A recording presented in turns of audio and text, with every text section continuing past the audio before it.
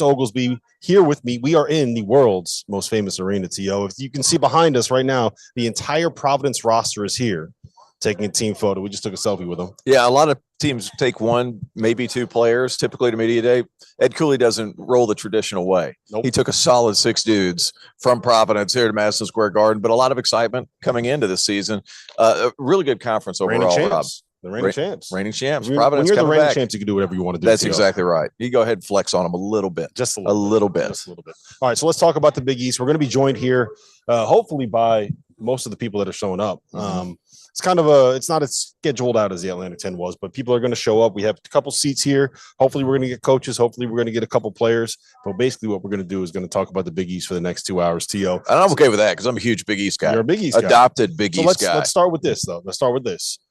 Villanova picked third in the preseason poll. Interesting. Xavier picked above them. Creighton picked to win the league. Is that how you feel? Is that the way that you think it's going to shake out? I actually have Creighton first, UConn second, Villanova third, and then Xavier fourth, Providence fifth. I think the top 7 teams, 8 teams, all have a legit shot at making the NCAA tournament. This league's loaded, and it's an older league. There's a transfer-heavy league with a lot of Power 5 guys coming down. Big East is going to be as good as ever. It's going to be rugged. It's going to be tough. It's going to be a hard-playing league. That's why it's the most fun. Yeah. It's one of the most fun leagues in the conference. Is the talent what it is in the SEC or the SEC? Not quite, but it's an older league in general, and a lot of guys that just play stupid hard, which is what makes it fun, and the fan bases too. I think that everyone is pretty much going to agree that Creighton should be the favorite to win this conference, right? Correct. I mean, you look at their guard play. I mean, we'll talk about Kalkbrenner in a minute. You look at their point guard play, hit the button. I didn't bring the button with me, got lost in the luggage after I sat on the runway for 2 hours. Thanks, LaGuardia.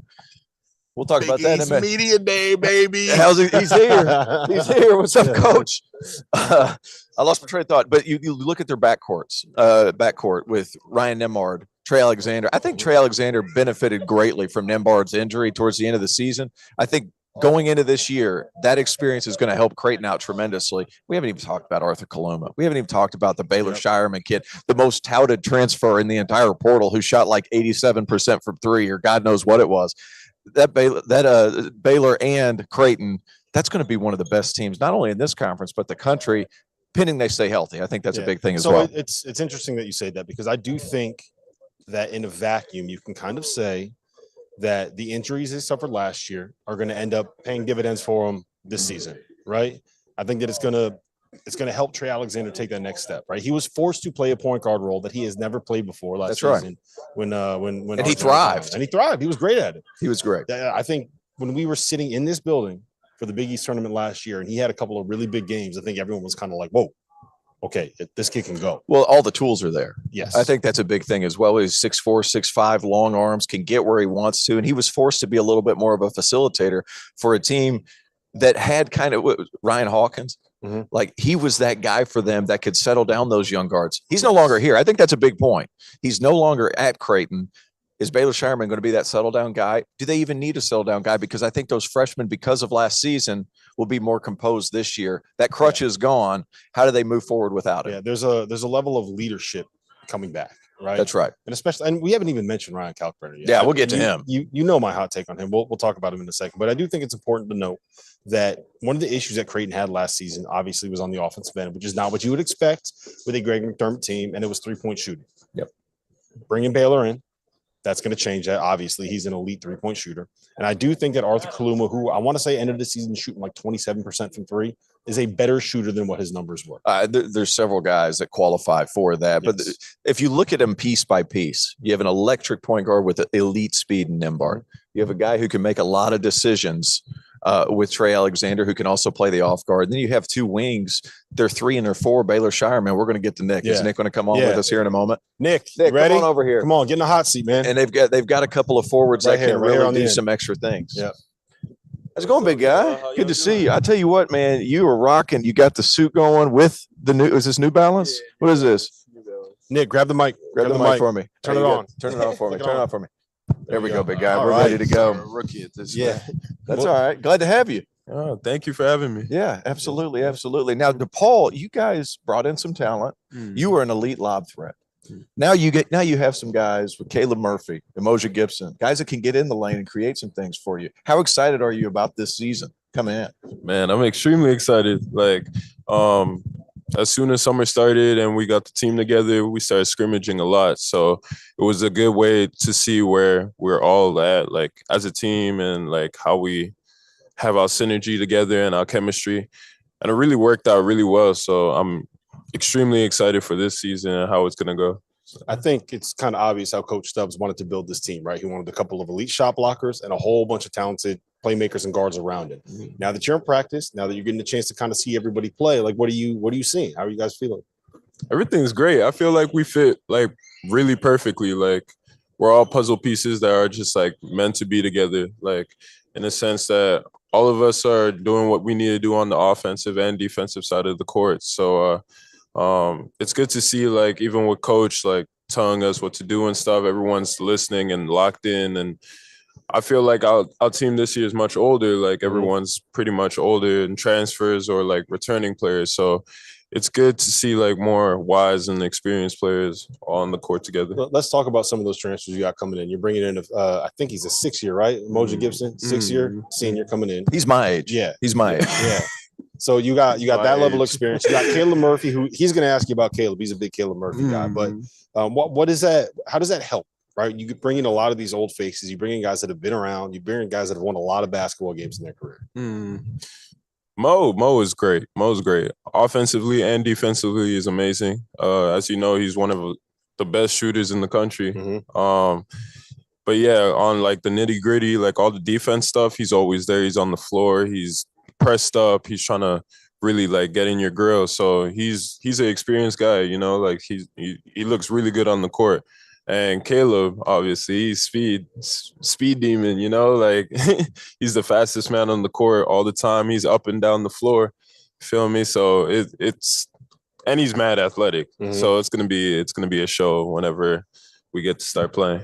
So I got to ask you this. I think you're one of the better shot blockers in this league. And whenever I say that, there's a lot of really good shot blockers in this league.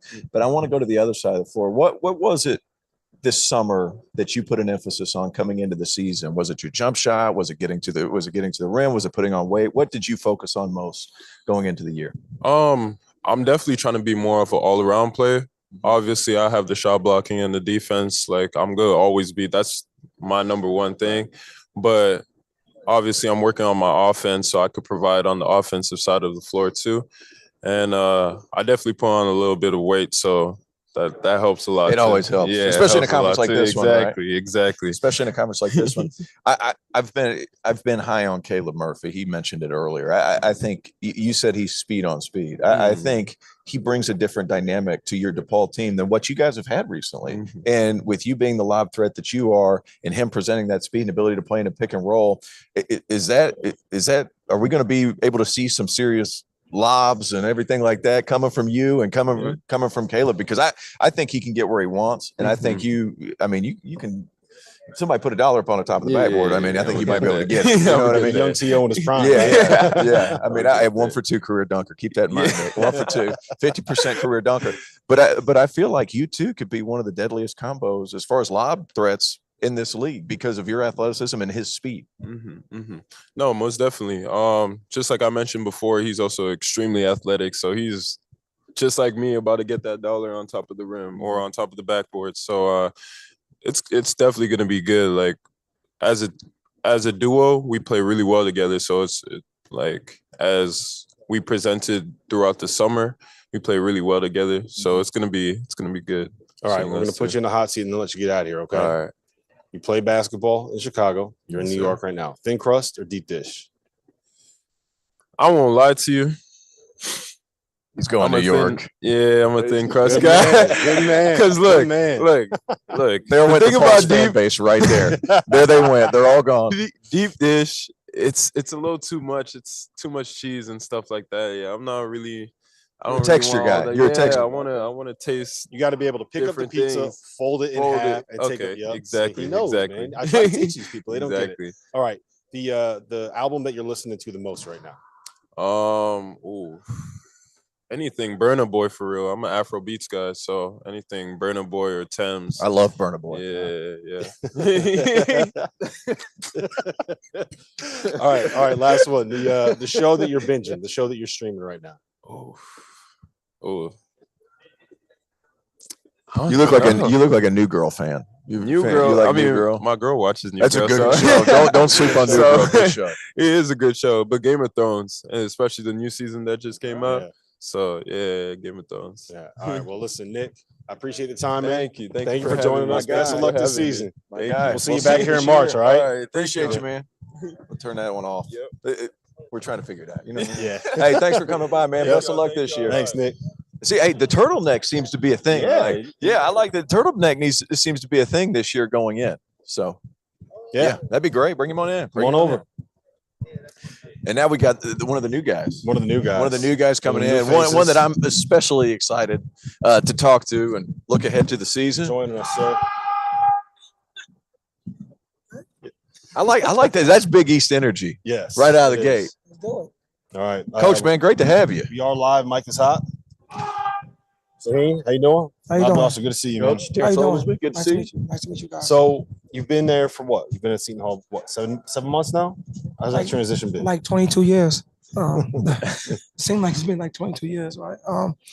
Yeah, about 6 months, 7 months. Yeah, the transition it's tough, right? Just because there's so many things that I didn't know I had to go through off the court, right? Mm-hmm. You know, with obviously recruiting always is that, but like, you know, dealing with fundraising and dealing with, you know, everything that you gotta do now that I'm back at my alma mater. Everybody wanna interview, everybody want this. I just want to coach my team, to tell you the truth. It's a lot more than basketball when you get to the Big East, right? It's basketball is a very small percentage of it. That's right.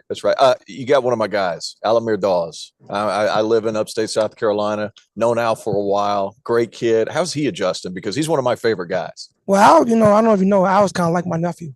Yep. You know, I knew Al since he was like, 9 years old. He's adjusting well. You know, he still got some ways to go with him. You know, he trying to figure out, you know, being in the Big East is a little different, ACC, a little bit more physical, right? But I'm happy to have him because, you know, his 3 years at Clemson is going to help us. You know, I thought he had a great career there.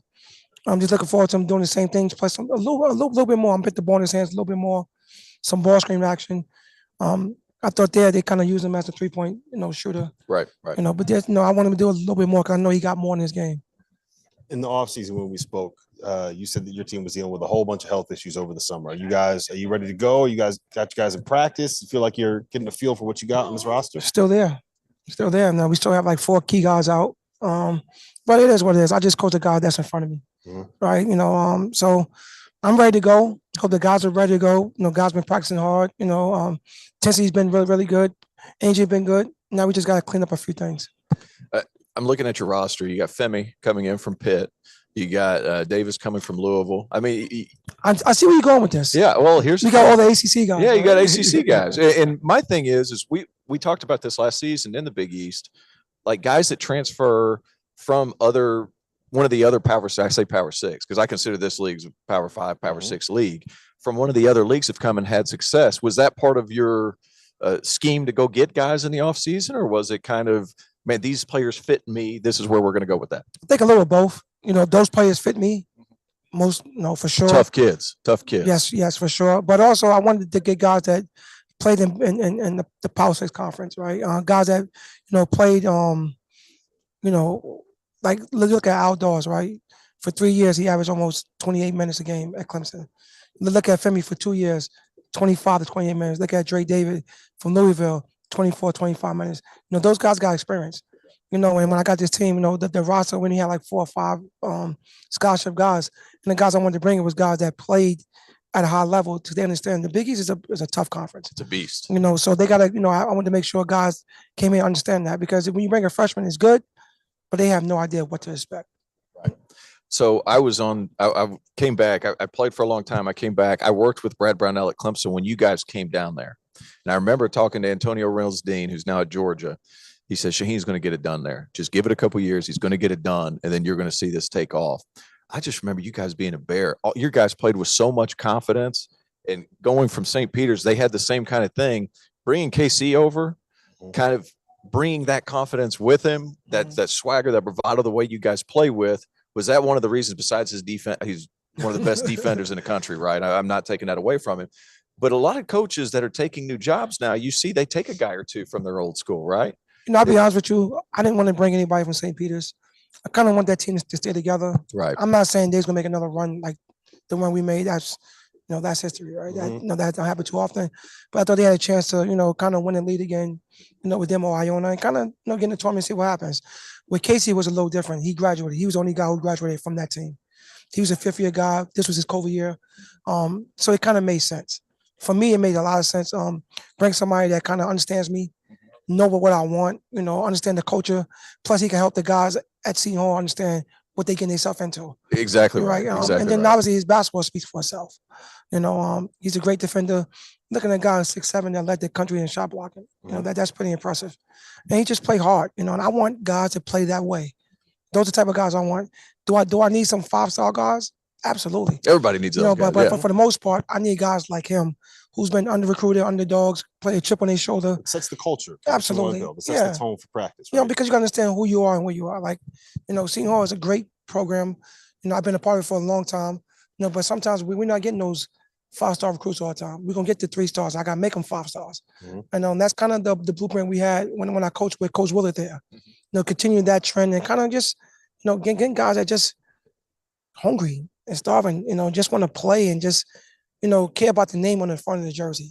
That's the hardest part to get these young gentlemen to understand right now. A little backcourt bias by us. I mean, we've only talked about their guards, and they've got some dudes in the front court too. I mean, you got some guys returning. Yetna, he's back. Obviously, Tyree Samuel, some of those guys. Like, I think that's the biggest difference between the level you were at and coming to the Big East, at least from a play, just the size, right? And how have those guys been this summer coming up? Well, we still haven't. Yetna hasn't been on the court yet. Right. He's still dealing with some injuries. Tyrese I'm trying to get Tyrese. Tyrese is a great person. I'm trying to get him with some talented. I need him to get that. Once he get that, he's going to be really, really good. Trey Jackson as well. Really, really, really talented. 6'10", can shoot the basketball. Trying to get him to be, he's from Detroit. I need that Detroit toughness, right? And then, bring in, Dre David. He fits exactly what I want to do. Casey fits exactly what I want to do. His younger brother, Tate David, fits exactly what I want to do. So getting those guys, AB, Illinois State transfer, he's tough. So just getting to know those guys. There you go. Just getting those guys to, understand at this level, right? You got to bring that every single night. Well, you hear the intensity. They're taking photos right now. So, I mean, that's part of it. We're going to get you in there doing that next. All right. I'll let you out with this. My voice would crack. Normally, the two of us are doing a podcast with John Fanta. See that seat over there? John Fanta is not here.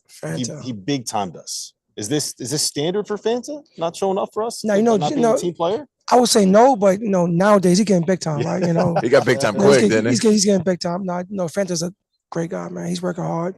You guys do a great job. Appreciate you guys having me on. Yeah. Thank you so much, man. Thank you, Coach. This season. Thank you so much. Appreciate it. Shaheen Holloway. I've got a lot of faith. I've got a lot of faith moving forward in Seton Hall. Yes. I got a lot of faith moving forward in Seton Hall. And he talked about the toughness of his guys. That's a tough bunch. And not only that, those transfers that we talked about, those ACC guys, every one of them bring an edge. I think that's a big piece of it too. It's an edge and a level of talent. That's right. Well, the talent's going to be different, right? Yeah.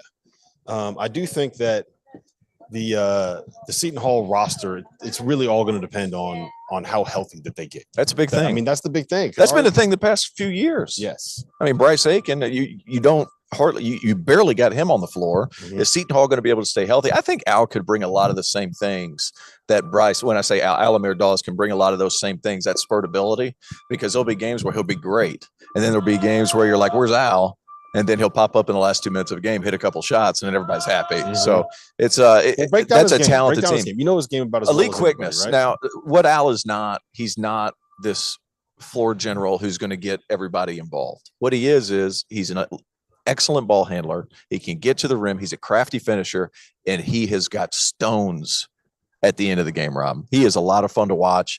Seton Hall fans are going to love him. Dagan Hughes is going to love him. I had faith in Seton Hall last year only for everybody to get hurt. So I think that should be accounted for. So producer Dagan just texted us and said, you better have faith in us, T.O. So yeah, Dagan Hughes, he's always got something to say off the screen. No, I love the Seton Hall team. I think that the pieces fit. They have size at every position. They have scoring. How good's Kaderi going to be? Like, who knows, right? If he's going to be good, he brings a different element that nobody else can have. I think it's so interesting about them is they can roll out a lineup where everybody is 6'7" to 6'10". That's right. Long, athletic, and can, in theory, switch everything, right? When you have Kadari Rich at the point guard spot, Casey and Defo kind of playing I don't even know what. You play Trey Jackson at the 5 at 6'10". He can switch. Yeah, now out there, both of them can knock down shots. Like, you have the floor spacing that you would be able to need to make that happen. And I think when you put that level of length and athleticism on the floor with a coach like Shaheen Holloway and play the way that he wants to play, that makes a lot of sense. I don't know how pretty the basketball is going to be. There's going to be times where pretty's winning.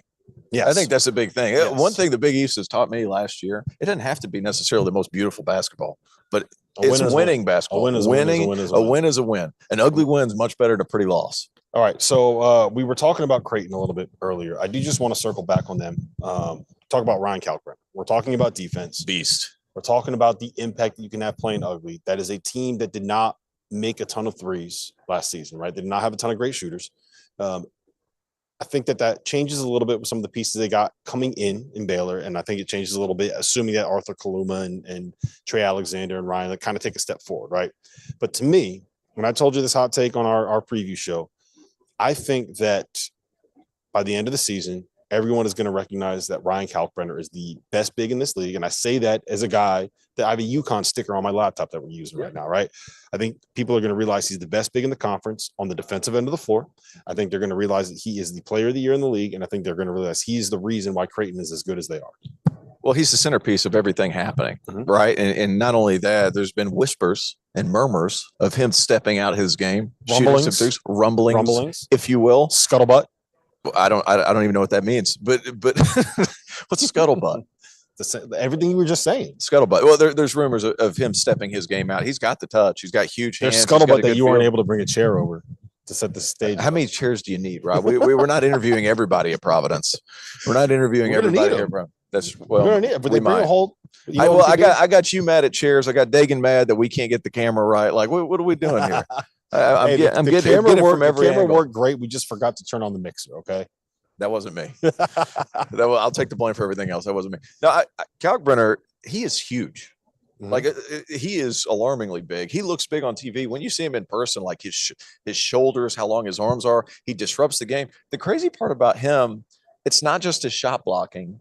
It's how he covers ball screens at 7'1". Yes. His ability to get out and get back and still be in the mix when that ball swung around because they can't really get around him that quick. He disrupts time. It disrupts timing in everything you do offensively because of his length and activity. How he's going to be on the offensive end is going to basically determine what you're saying, him being player of the year in the league. Here's the way that I kind of view it is that Greg McDermott, when he was at Northern Iowa, was known for being a great defensive coach. Right. Like, we're going to muck things up. We're going to make it ugly. We're going to score in the 60s. We're going to go possession by possession. He got to Creighton, and he changed his entire philosophy. And it was like, let's get up and down. We're going to shoot as many threes as we possibly can. We're going to try to win games 90 to 80, and it doesn't matter if we get stops because we get 3, you get 2. We're going to end up winning, right? I think that he is a good enough offensive mind that you could pretty much put anyone out there and he's going to scheme ways to get enough baskets. Well, I tell you what, it's a lot easier to scheme baskets when you have Baylor Shireman and Arthur Kaluma and Trey Alexander and Ryan Nembhard. Well, that was my point was going to be is that now all of a sudden you have 3 scorers out there. I'll tell you what, if you were any sharper, you'd cut somebody. If you were any sharper, you'd cut somebody. You got to turn that mic on. How you doing, big fella? How is it? A little colder where you're at now? It is a little cold. I mean, I come from Chicago, so. Well, okay, so it's not that bad. Yeah, it's not that bad. Gotcha. Providence here, Kentucky transfer Bryce Hopkins. For those who don't know, I don't know if we have a graphic underneath for Dagan, but how's the adjustment been? You played sparingly last year. You're going to be featured a lot more at Providence this year. You got to love playing for Ed Cooley. Yeah, like you said, just playing for somebody like Coach Ed Cooley is just great. I mean, just like a family member to me. I mean, I can go in his office and talk to him about anything. It doesn't even have to be about basketball. And, you know, playing for a coach like that who just believes in you and gives you all the confidence that you need, it's easy to play for. So you guys lost pretty much everyone from last season, right? Except for Jared Bynum. Yes, sir. Now you have a whole crew of transfers coming in. I'm assuming you worked out in the spring. You worked out together in the summer. Now you're getting some practices in. How is that? Are you guys gelling? As not just like on the court, but like, are you guys getting to know each other? Because it's always difficult when you have that new transition, right? For sure. That's the biggest thing Coach Cooley's been talking to us about is building our chemistry. And if you look at us like off the court, I feel like you can see that. I mean, we're always off the court, you know, just enjoying each other's presence, you know, getting to know each other deeper than basketball.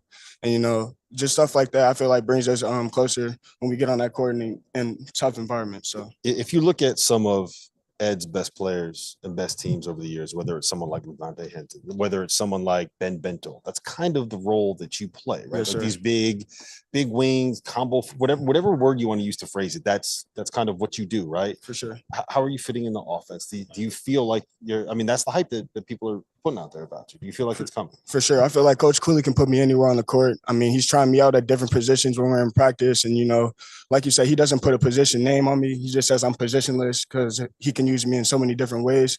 So wherever he puts me on the court, I feel like I can be efficient from it. So, yes. You come from one basketball crazy school to another basketball crazy school. I didn't realize how crazy Providence fans are until I went up there last year when Villanova came into the dunk, or now the AMP. Yeah. I'm calling it the dunk. Yeah, I still call it dunk. Beehive, I'm calling it the dunk. Yeah. How do the fan bases compare? I mean, obviously Kentucky is just historic, that program over there. But, you know, Providence, with it being smaller, I still feel the same amount of love from them. You know, when I came on my visit, they just showed me a lot of love with open arms and just welcomed me. The Kentucky fan base, like, it's a little bit more wine and cheese, right? I feel like it's going to stay quiet, and then something happens, it explodes. Yeah. Providence is bringing the heat all game. All day. All day. I felt the energy at our scrimmage we just had this past Saturday. That's right. I can't wait for the season to start. Have you been studying Taylor Swift songs? I haven't, but I know that's one of their favorite songs. Yeah, I know. I guess it done going. That's strange that's big at Providence and not at Kentucky. Yeah, right? Like just looking at the demographics there. But no, I think you made a terrific decision. For sure. I mean, for the type of player you are, obviously in and out of the lineup a lot. I'm just happy for you. I don't have a ton of questions because I'm expecting you to have a great year. I think a lot of people are, not to put pressure on you, but we just know the talent. We just know the talent that you have. No expectations, but like if you're not if you're not player of the year, right? And you're not screaming while taking pictures, like there's a serious issue. But I think you're going to have a great season. You signed with a great staff. Congratulations to you and good luck. I appreciate it. I can't wait to get the season started. Let me get one more from you, and then we'll let you get out of here. All right, Jared Bynum. Yes, sir. The level of experience he has, that leadership. What does he provide your group, and has he helped you guys kind of come together? Because he's been through the whole transfer process. For sure, he's been there for I think 3 or 4 years now. So me coming in as a newcomer, and even our other transfers we have, he just welcomed us with open arms. You know, if we ever have any questions with like the plays or anything, since he's been in the system for so long, he can help us out with that. So I go to Jared if I ever need any advice or anything to get through any hard times and stuff like that, because he knows the ropes. Did you ever think that you were going to be playing on a flex offense? I didn't, but you know, you got to make it work, right? For sure. But your position's so important, for sure, because if you can space the floor. Yes, I mean, the more you play, your percentage is going to go up. It's going to work out. It's just you bring so much value because of that inside out ability within that offense, man. Yes, I'm excited for you. Yes, I'm excited. I need to be better about questions. I just get fired up and we just start talking, and I'm the worst. But he's actually a Providence fan at heart. Okay. Yeah. I turned into a closet Friars fan for the majority of the season, just because that it's so much fun to watch, and the energy there. And I think you made a good point. I appreciate it. All right, Bryce. Appreciate the time, man. Best of luck this season. Great job, my guy. Good talking to you. Yes, Thanks, Arthur. Thanks, guys. Sleeper pick right there for an all-conference selection. I know I blew him up right there, Rob, but I don't know if he made one of ours, right? He made mine. Yeah. Oh, we had Jared Bynum first team, but yeah, he's going to be very, very good. I have him second team just because I was being nice, but the fit with Bryce, with Cooley. I mean, we talked let's talk about Providence, right? Like, what is obviously they have, and if you're wondering what I'm doing, I'm going through my notes right now in the almanac. You can buy that. The link is in the description below. It's just $19.99, cheap.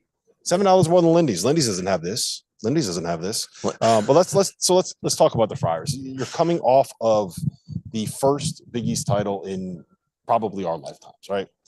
Since Gabbett, right? Yeah. So what is the level of expectation? I mean, you lose so much. We got it right here. You lose Al Durham, Nate Watson, Noah Horkler, AJ Reeves, Justin Minaya. That is all huge pieces, and most of which are playing right now somewhere else and getting paid a little bit of coin to do so. But you bring in 5 really good transfers. You bring in 2 freshmen. So how long does that process take to get you to the point where you're like, okay, you know what? Yes, they can compete again. Okay, you know what? This is a team that is right back in that mix for Big East. Well, here's the thing about their roster that I like. Now, obviously, there's going to be bumps in the road. That team last year, they had guys that there was some continuity there. There's not that this year. So there's going to be a little bit of time in order to get their ducks in a row, right?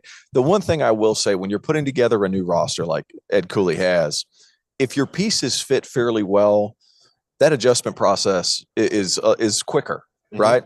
I like Noah Locke beside Jared Bynum, because Bynum's going to be able to come off pick and rolls. He's going to be able to make things happen. When you roll down their roster, right, and you look at it, you can see the role that each one of these guys is going to play. Absolutely. You know why you go and get Noah Locke?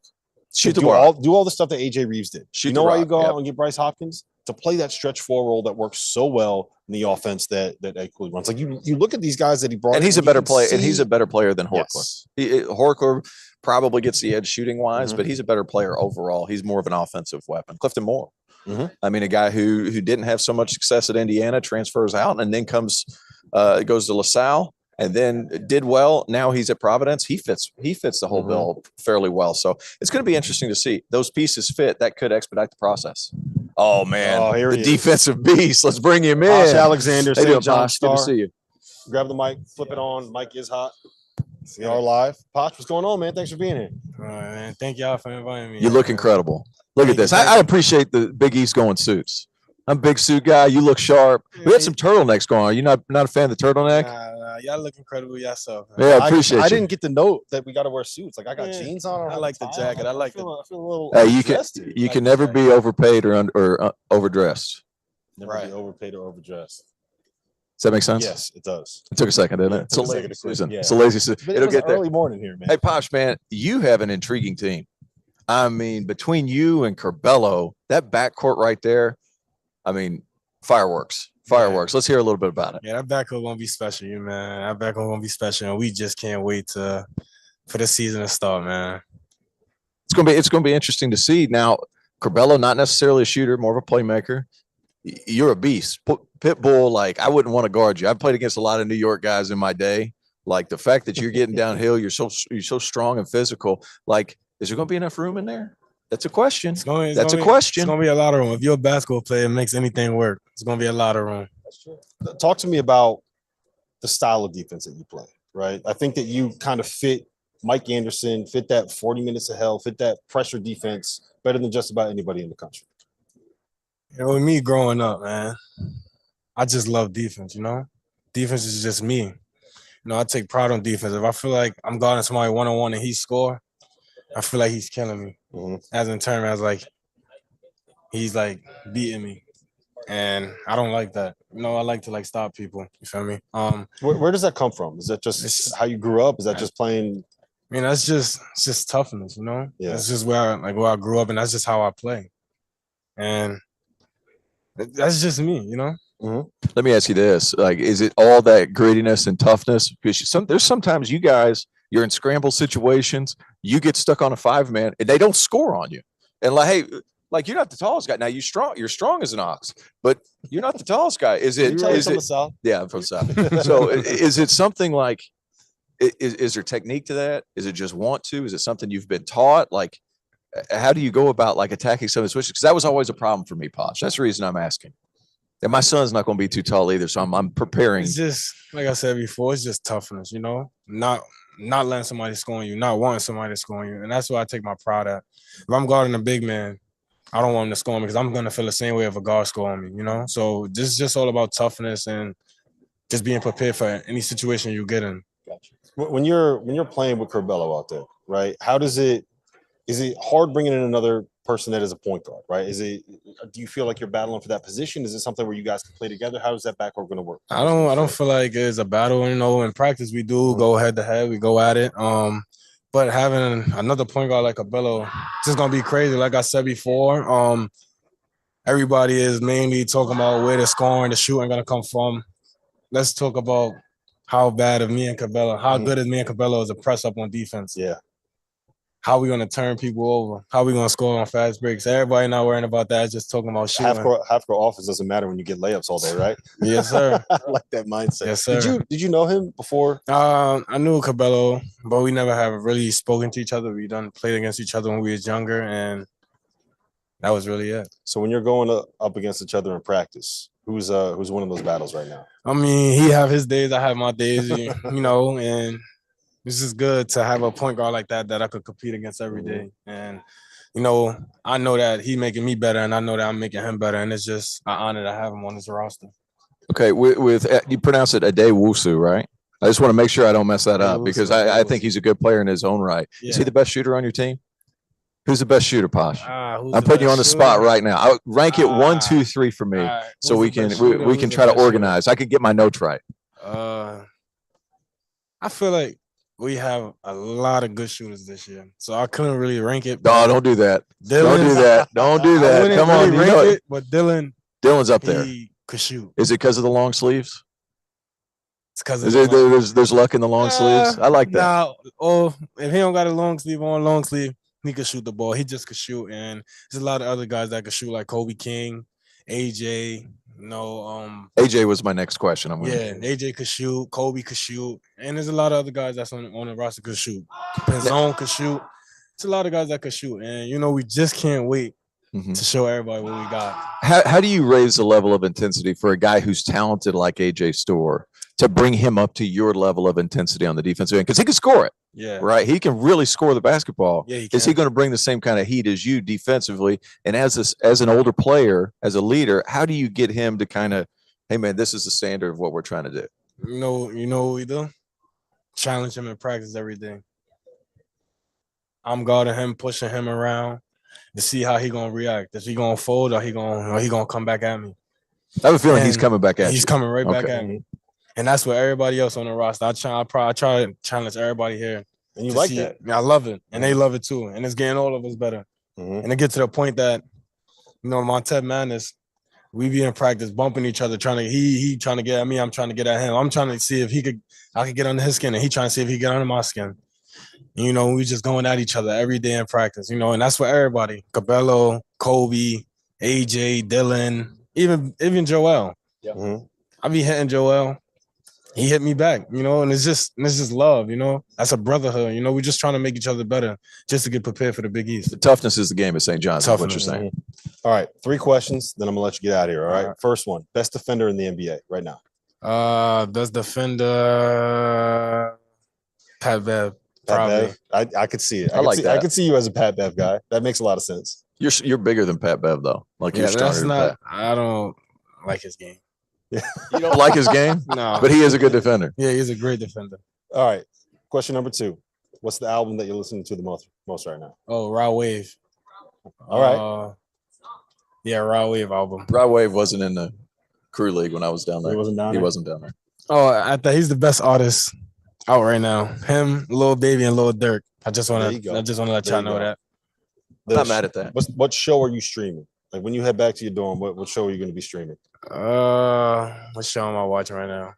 I watch a lot of shows right now. I'm watching Grownish, I watch Blackish, and I watch Don't say too many now. Anything with an ish. Yeah, I just say you got to be in the gym getting those extra shots up, right? I'm always in the gym. I'm always in the gym. Love the gym. All right. Well, listen, Posh, I appreciate it, man. Best of luck this season, all right? And we'll see you back here in March. Man. We'll see you soon. See y'all. Thanks, man. Posh Alexander. Best lead guard defender in the country, in my opinion. Best defender in the country. Perimeter defender. Well, that's what I'm insinuating. Lead guard. You have to be so specific with it. Yeah, I know. Well, I try to section it off because we just talked about Kalkbrenner being the best defensive player in the country, and yet you can't even give my man respect. He does look good though. Hey, I'll say this: I'm happy about the suits. The suits look good. Yeah, suits look good.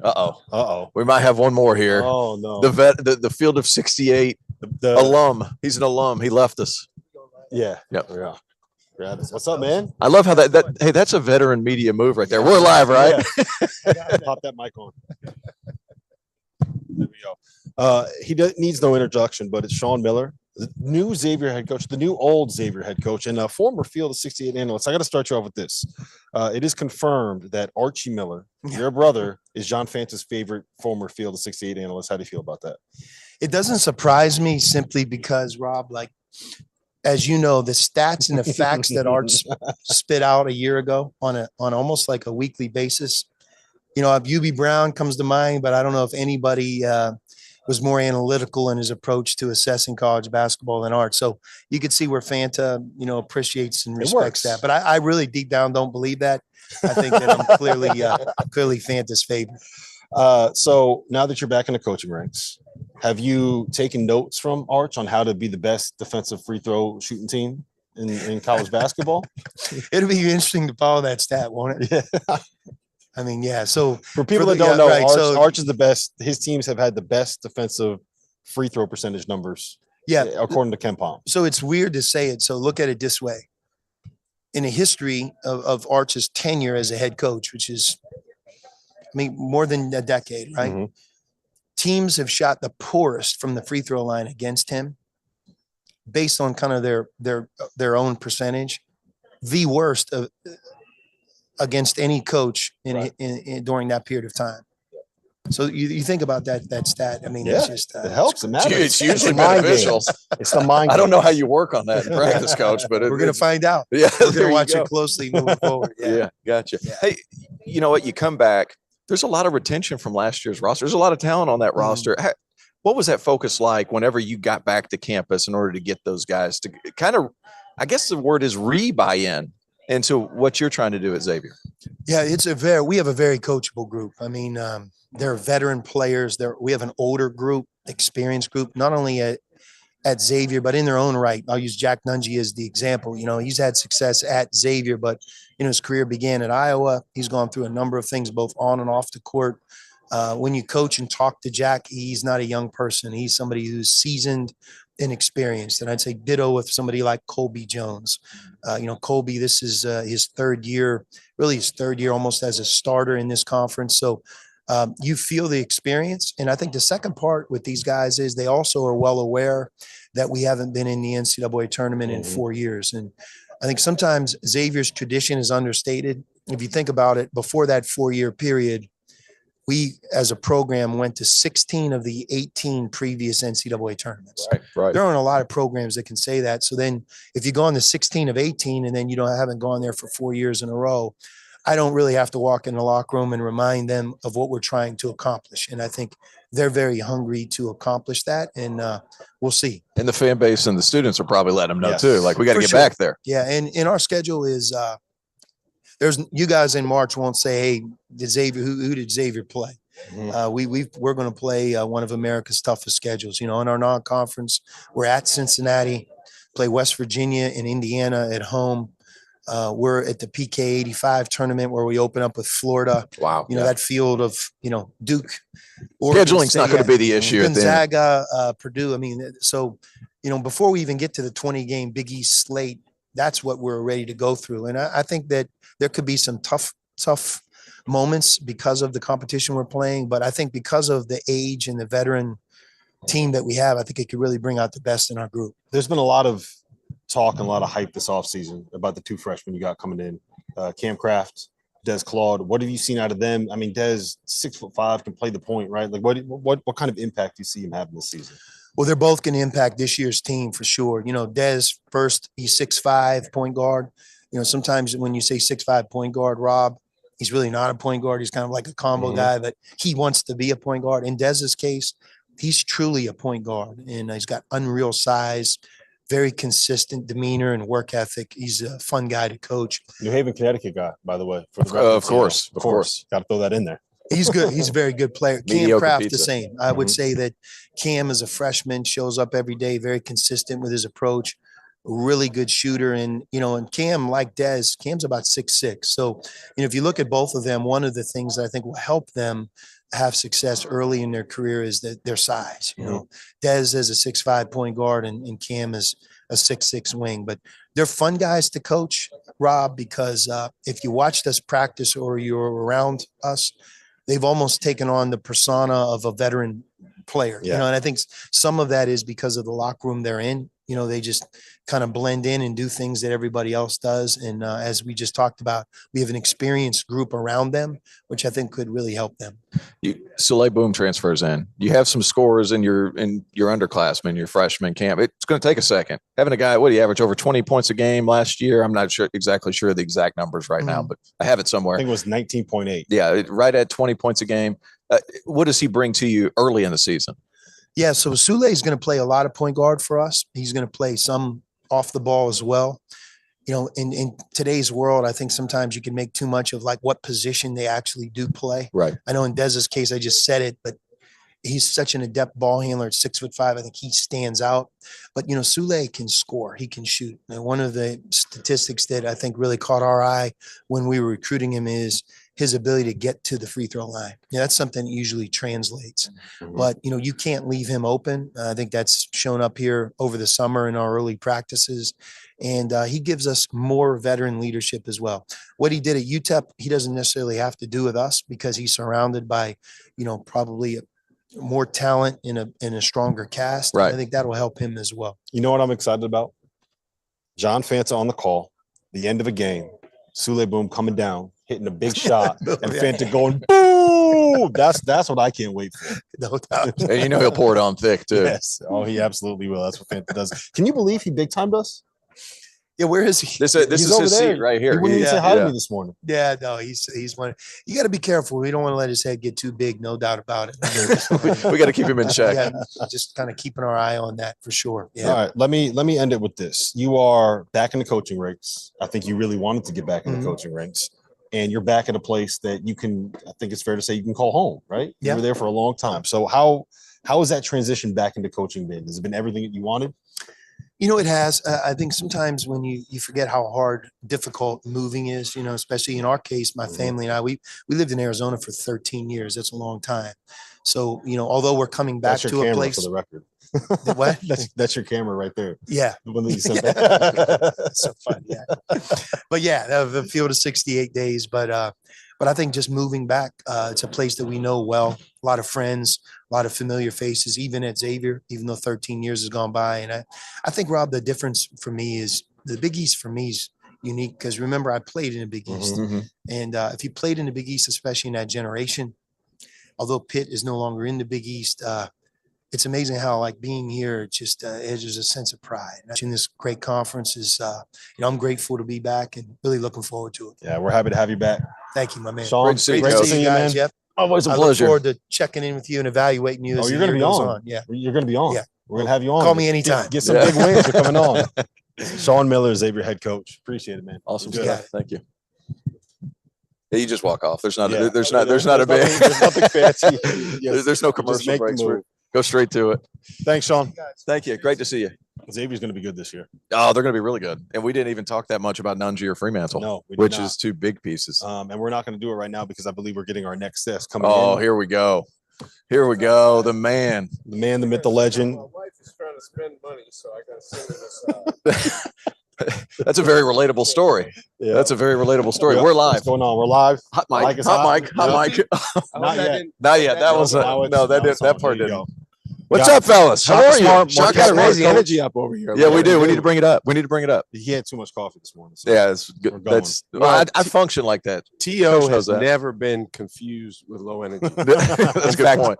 Whatever amount of time we have to talk here today, I think we should spend telling T.O. stories yes, from please Clemson. give me some. He good told ones. me that Give was some good going to. ones. Rob said we just got to get Shaka to just Yeah, tell just go. stories. Go ahead. Yeah. So Okay, so the third game of his career, we went to Mississippi State now. And we walk in the arena, and it was one of those situations where they let their students in really early, and they had a good crowd. They had, probably a couple hundred students there early that were getting all over our players, particularly T.O.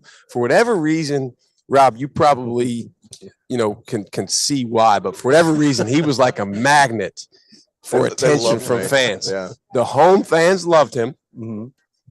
The visiting fans loved to hate him. bingo. And so they were getting after him like crazy, calling him names. And T.O. had this routine he did. He went through the routine before the game. He was very locked in, stone-faced.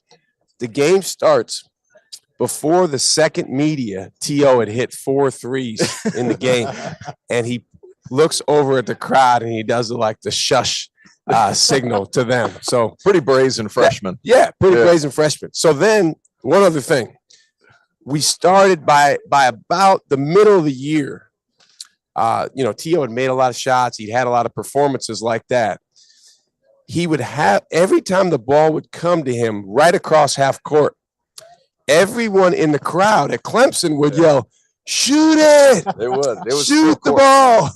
And we're over on the bench like, no, don't shoot from 40 feet. But T.O., to his credit, he did a good job not shooting at half court, and he had a heck of a year. It was close. It was close. The Paul was big. People give me a lot of credit for shooting for the Paul, but the Paul was big. I just love the image of a freshman T.O. when he still had hair coming in 6 minutes into a game, shushing a crowd. He had good hair back then. Did he at least win the game? There was a won the game. Yeah, it wouldn't be a good story if we didn't win the game. That's right. They had a good team, though. It was like Jamont Gordon They had and Barry Stewart. They had a very, very good team. And here's Terrence Oglesby, this kid from Tennessee, playing for Clemson, under-recruited. Hated everybody. And he was the best player on the floor that day. And I'm so excited to see you having the success you're having in this new walk of life, because this is a guy, Rob, that as a player worked harder than everybody. Yeah, well, thank you. That's very nice of you. It doesn't surprise me because when it comes to this stuff, he works harder than anyone. Look at this thing he put together with all these notes. Yeah, it took him 5 hours per team to put this whole thing together. Handwritten notes. Rob, he kind of conducts himself like a D3 guy. Yeah, he does. You know what? I like that. That's a compliment because those guys work it to the bone. That's big time. Enough about me. Let's talk about we got to talk about Marquette because you got, I mean, first year in. Hold on, let me tee up the first. Yeah, go ahead. He has already said, he's on record saying that he thinks Cam Jones is going to be the leading scorer in the Big East this year. I don't want you to put that pressure on him, but I'll do it. I'll do it. Pressure on him. Well, what are you hoping to see out of him this season? First of all, he's really, really worked at his game. T.O.-like work ethic. And he's a guy that has hopefully a better defender, right? Well, he's really taken a jump as a defender. I'm excited to see how that translates in the games, because it's one thing to take a big jump defensively when no one's watching. But now when you're in a crowded arena, and let's face it, when you're a shooter or a scorer, you take pride in shooting and scoring. Right. And now can you keep at the front of your mind this emphasis on, hey, I want to be better on the defensive end? But I've told him, hey, last year you flat out weren't in the game at times because of defense. So let's make sure you're in the game because of what you do defensively, and then you can make shots.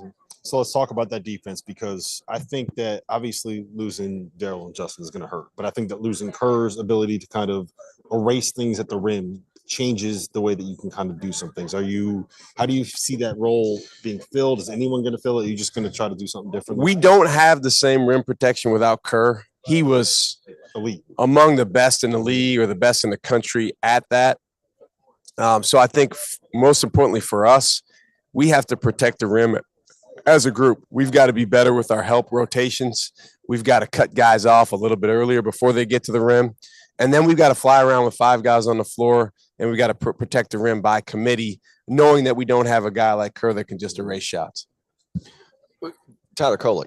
I mean, a lead assist guy, led the Big East in assists last season. You would have liked playing with him. I would have loved playing with him. I was thinking about that the other day. His ability to get into the teeth of the defense, that's one of the reasons I think Cam's going to have a great year, because he's playing with Kolek. How good is it? Is he going to be able to take a jump shooting the ball? Because I wonder if guys are going to start going under a little bit on him, and if it's going to close some things in. T.O., let me tell you this. I would love – you got to come to Marquette for a day to practice. Tell me when. I would love for you and Tyler Kolek to do a shooting contest, because that's how good of a shooter he is, literally. Now, he didn't show that last year. We're going a little crazy right now. I'm just telling you. We're going a little crazy. I'm telling you. You're old these days. I can bring it. No, T.O. can really – that is a commentary on Tyler Kolek. Right.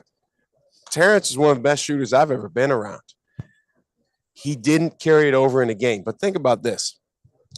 You transfer from one program to the next. You're asked to be a point guard when you didn't play full-time point guard before. And you're in a system that's based on pace and speed. And so the shooting was affected by that. There were times where he would come off, he was open, he would rush it. There were times where he didn't take the shot where he should have. But absolutely, you're right. People are going to go under against him. We have all these big monster 5 men in our leagues. They're going to be in drop coverage where they sit back in the paint and they say, hey, man, go ahead and see if you can make that three or that pull up. Right. Justin Lewis leaves. Omax Prosper has a lot of potential. All kinds of athleticism, good-looking shot. Hasn't really been able to put it all together. What have you seen from him this summer and in this preseason? He's made growth. He's continuing to learn how he can be his best as a player, which, as you know, is half the battle for these young guys. You come in and like we all have our favorite NBA player that we would love to emulate. But sometimes you learn that, hey, this is where I'm at my best. This is where I need to make my teammates better. And he's made major progress with that. I'm excited about the jump that he can take this year. Also, when we talked in the summer, you said that you can kind of use him in some of those roles where you have 5 out. He's a little bit of a playmaker. How has his development come along? Are you still kind of bullish on him? It's come along well. He's going to be someone that's talked about a lot more a month into the season than he is right now. We're talking about him. Well, I appreciate that. But there's no shortage of Marquette love here. We're just throwing that out I there. appreciate that, guys, because, our guys, this is the second year in a row we've been picked 9th. Last year, the guys really used that as motivation. And our guys want to do the same thing this year. But at the end of the day, whether you're picked 9th or whether you win 7 games in a row like we did in the month of January, it comes down to like playing your best basketball when it really, really matters. And Oso's a guy we're going to lean on quite a bit. I'll tell you this, Rob, he will handle the ball more than any 6'10" guy in the country. That's going to work to your advantage against all those bigs that you talked about in this league. Bring them out a little bit. Well, it does. It puts us in a position where if they want to sag off of him, he can really make some decisions without much pressure on him. And if they want to come out and guard him, he does have good quickness and he's a good ball handler. That's all I got. Shaka. Thank you, Appreciate guys. the time, sir. Appreciate it. Appreciate you. Always great seeing you. I'm going to hit you up for the better TO stories when the cameras aren't rolling. Well, I do got to say one more thing before I go. Okay, here we go.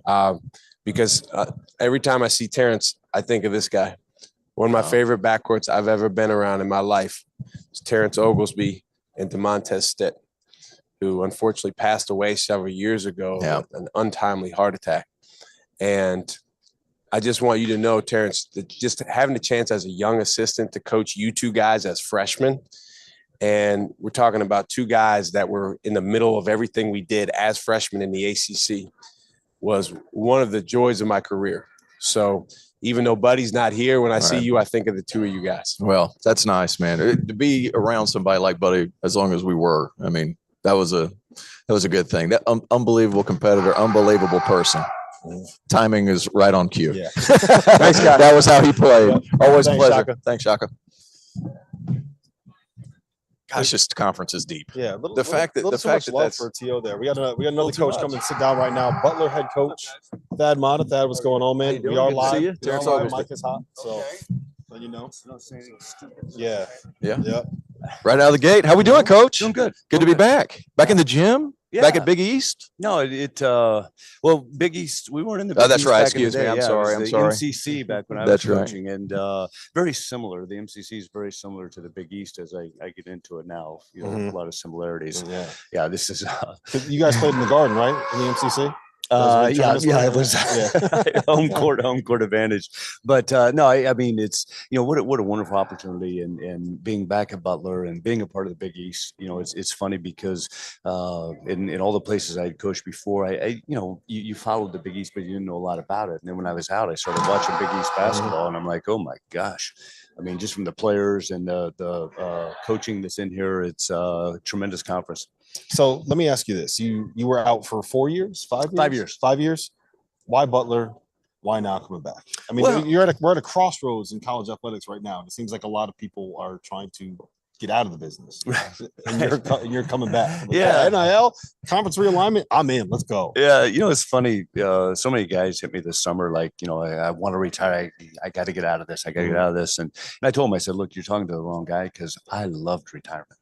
And I mean, I thoroughly enjoyed myself. But I think, just from the standpoint of Butler, being an alum, playing there, and my wife went there, my two daughters have gone there.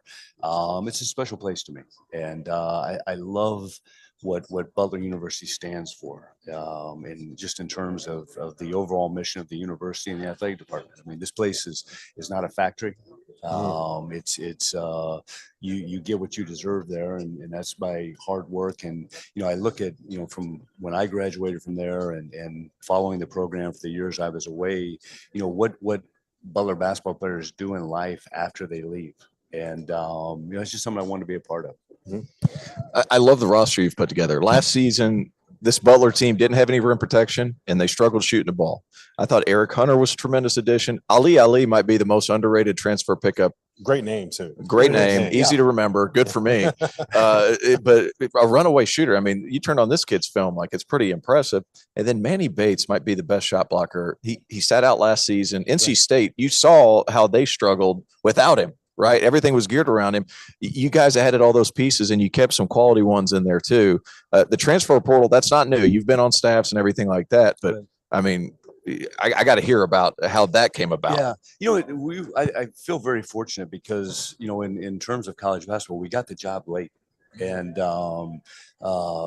I think this with the guys that we brought in through the transfer portal with Manny, Ali, Jalen, and Eric, we got guys that fit our program. And obviously, with Eric, I wanted, if we could find a fifth-year point guard and a guy who had won.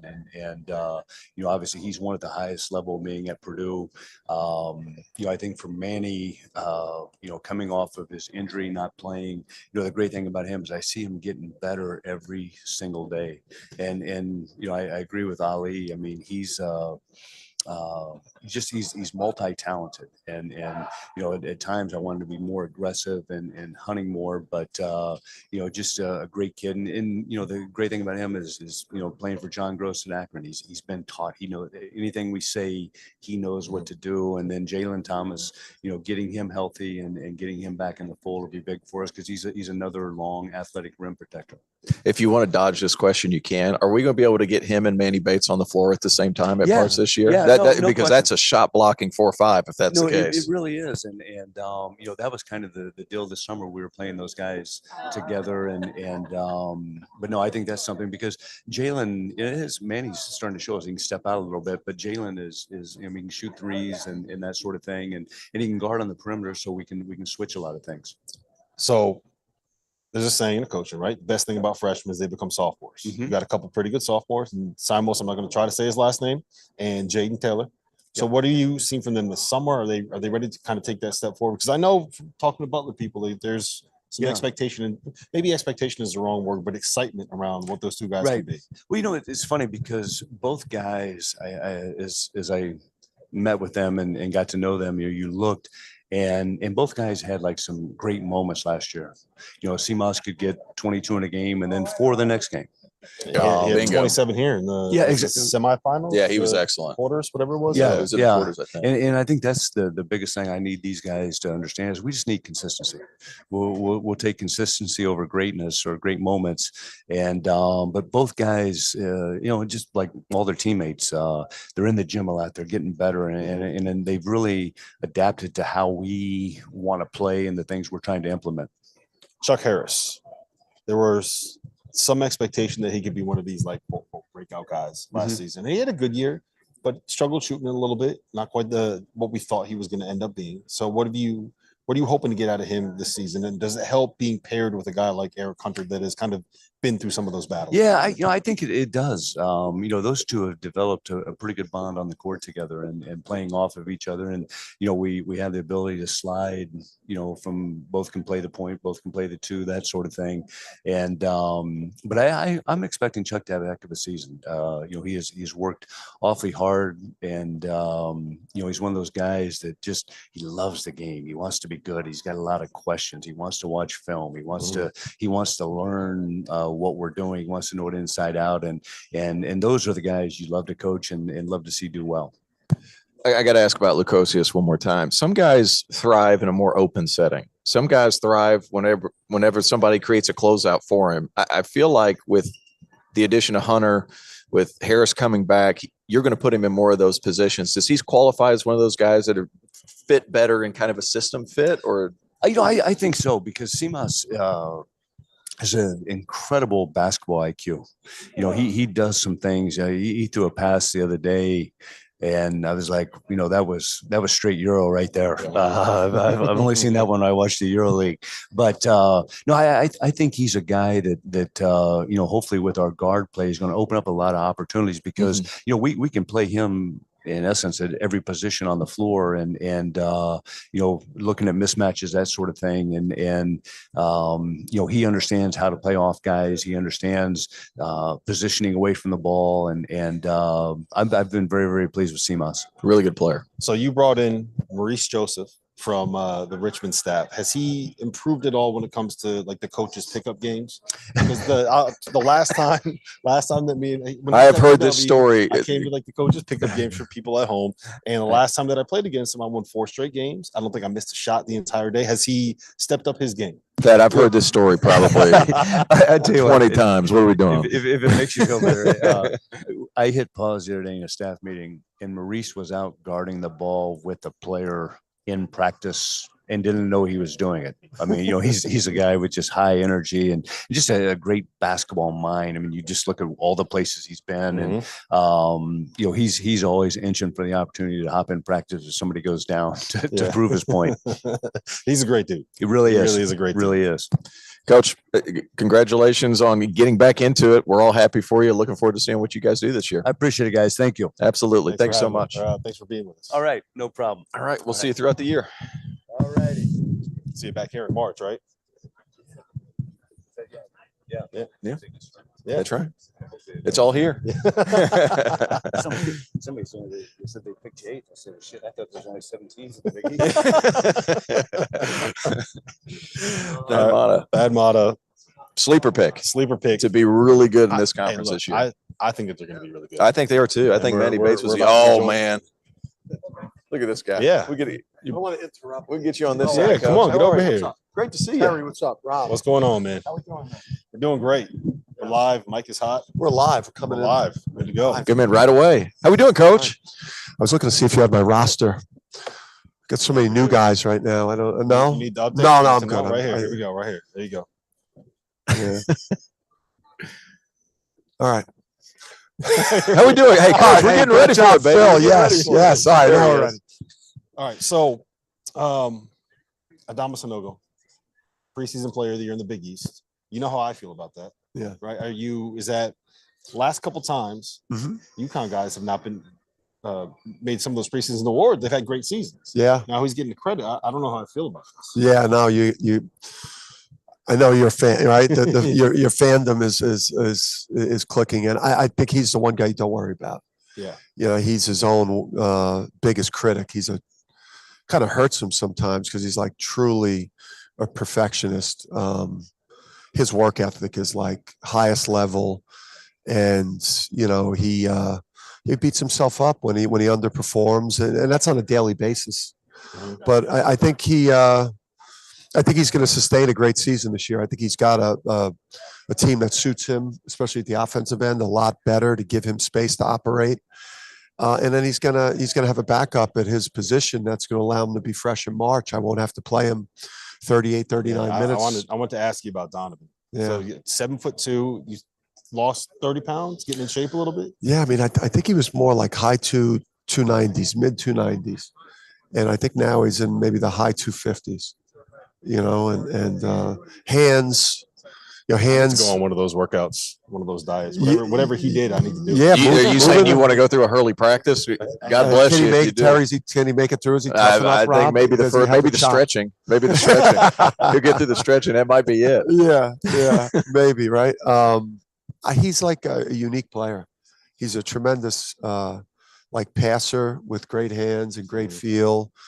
He's going to be really effective in the ball screen game offensively. With a 7-2 guy rolling to the rim around some shooting and a facilitating guard, he's a real factor. Obviously, right now it's like ball screen defense. Like, how do we solve that puzzle for such a young player who's coming into college. Where because when he goes in the game, it's gonna be ball screen left, ball screen right. Teams will just completely go away from their offense and just try to expose him in that area. So that's the biggest challenge right now. So with RJ Cole gone from last year. Wait, you and Terry are not on the same page. I mean, am I allowed to ask a UConn question? No, hold on. I got another What are we one doing here. here? Okay. He teetered up. So right. RJ Cole's gone. Yeah. First team all conference guy last year. He was the guy at the end of games that you kind of put the ball in his hand and say, make something happen. We saw it against Villanova, right? Game win a shot. Bring in Tristan Newton. Andre Jackson broke his pinky? Broke something. Broke something out for a while. How are you going to replace that? How do you change, or how do you fill that void? Because what RJ did, I think, is if you didn't watch all of UConn's games, like I did, of course, I don't think people really appreciated what he provided that team. Yeah, well, we didn't have a great record in close games. So like that necessarily didn't work great, right? So I just think that this group is obviously on the perimeter. You lose Tyrese and you lose RJ, which were two really, really productive players. Now I'm betting heavy that Andre Jackson, when he's healthy, and Jordan Hawkins can have the same type of impact, even if the production isn't quite what RJ and Tyrese did, because I feel like we're going to get so much more scoring production from our fourth starter, our fifth starter, and our 6 through 9 or 10 on the bench. It's night and day in terms of the scoring that we could get at these other positions. So, I mean, we need Andre and Jordan to replace more of the impact, the playmaking, the athleticism, that Tyrese and RJ had, but we're going to get a lot more scoring at 4 through 10 than we had last year, and it won't even be close. It'll be night and day. The floor is yours. Thank you. First of all, thank you. I want to dive into Jordan Hawkins a little bit. I mean, silky smooth on the perimeter. You ran a lot of things to RJ. Obviously, you alluded to having to replace a lot of those things. What does he bring to you this year? What was his focus in the offseason? And is he going to have the year that a lot of us expect he's going to have? Yeah, I just think from an offensive standpoint, last year, RJ, high usage rate, and played in the ball screen a ton, and it was a huge part of our attack. Because he was our primary guy in the perimeter. I think Jordan is going to be our primary perimeter scoring. And again, he's going to have a lot of support behind him. But yeah, I mean, he's a beautiful catch and shoot player. He's a great cutter. He's a pretty athletic player. And he's got a self-belief and a self-confidence. He's put on 15 pounds of muscle. He's one of the most beautiful shooters that we've had in a UConn uniform in a while. And I'm betting heavy on that sophomore year bump, that second year bump, that there's going to be a lot more nights for him like Auburn and Atlantis. And listen, in probably the first third of the year, we were probably playing Jordan because I didn't want him to go in the portal at the end of the year. Right. The last 2/3 of the season, I was playing him a lot. He was playing 18, 20 minutes a game because we were better when he was in the game. Mm-hmm. And when he got knocked out of the Big East tournament, the NCAA tournament, that legitimately hurt us a lot because he had become a reliable, really good player. I think he could play his way into to being a first-round pick at the end of this year. I agree with that. I was at that Auburn UConn game in the Bahamas. That was an unreal basketball game. Yeah. Unbelievable basketball game. You talked about scoring 4 through 10.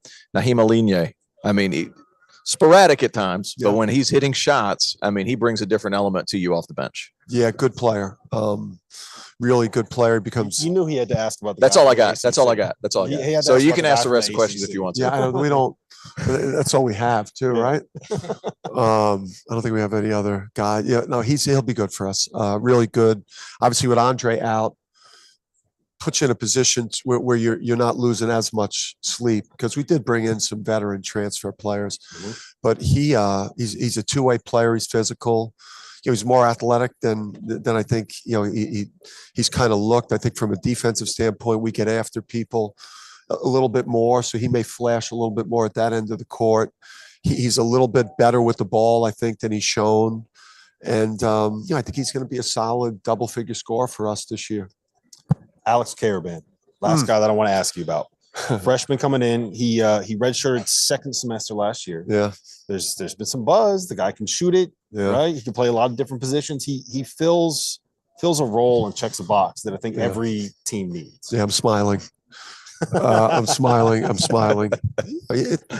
Listen, in recruiting or whatever projection you have going into a year, right? It's like some players are, what you thought they'd be. Some are slightly underwhelming or worse, right? And then some players, you're seeing where they're at a point in their career, and you're saying like I really believe in what this guy's could become here. I think he's going to be a great player over the course of his career with us.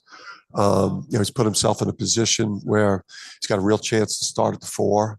The questions he's going to have to answer is, you got to be tough enough for us on the defensive glass, right? You've got to be able to defend well enough so that you're not killing us at that end. But he could help us so much at the offensive end. The guy knows how to play. He's a lights out shooter. He can really pass, and he's just going to open up the court for these 2 centers when we have him playing the 4. That's what you need, those shooters to pull everybody out of the lane. What do you got? It's the only reason I was good for anything. We alluded to Tristan Newton. I thought Hassan Diarra.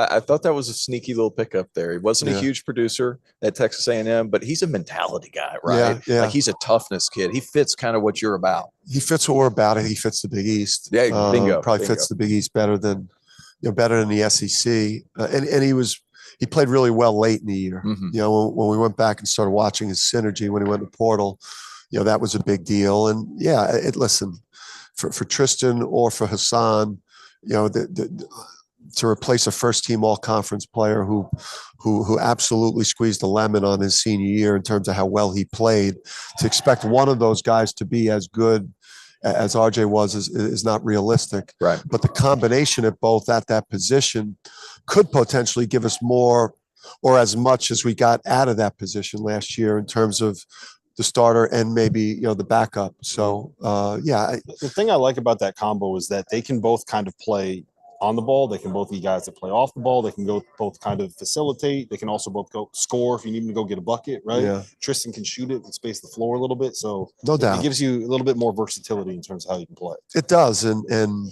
I think, when Andre is back and healthy, it was important to us that we obviously had guys that were comfortable as primary handlers at the end of games, right? To be able to put, a Tristan and Hassan on the court together at the end of a game, to not turn the ball over, to make good decisions and make free throws. But we really envision this team, Andre Jackson taking it off the defensive glass, doing what he does in transition, where he blasts it and just creates all types of opportunities at the 3-point line. As long as he's not throwing it into the 9th row, right? Yeah. I mean, that's high too. I mean, it's hard to miss by that much. But really, I think the upside of this team is to have, 3 shooter scorers around Andre, like in a flat ball screen by, with the preseason player of the year and the 7'2", center who we're really high on, and letting Andre create. I think the upside of having bigger guards with a lot of shooting, scoring around potentially a dominant center with a really good backup is really exciting. And what is there any update on the time frame for him? Will he be back by PK80? Is that kind of the best case scenario? Yeah, yesterday I was on the ride into the city. I was checking back in with the hand guy because we had a really bad practice. I was going to use the S word. So we were bad yesterday. So then in practice, so I immediately called the surgeon to find out, was it 6 weeks or 5 weeks? I think towards the last game or two going into PK 85, he's got a shot to be out there. Just because he's going to be doing a lot of cardio. He's going to be moving around a lot more in the next 5-6 days.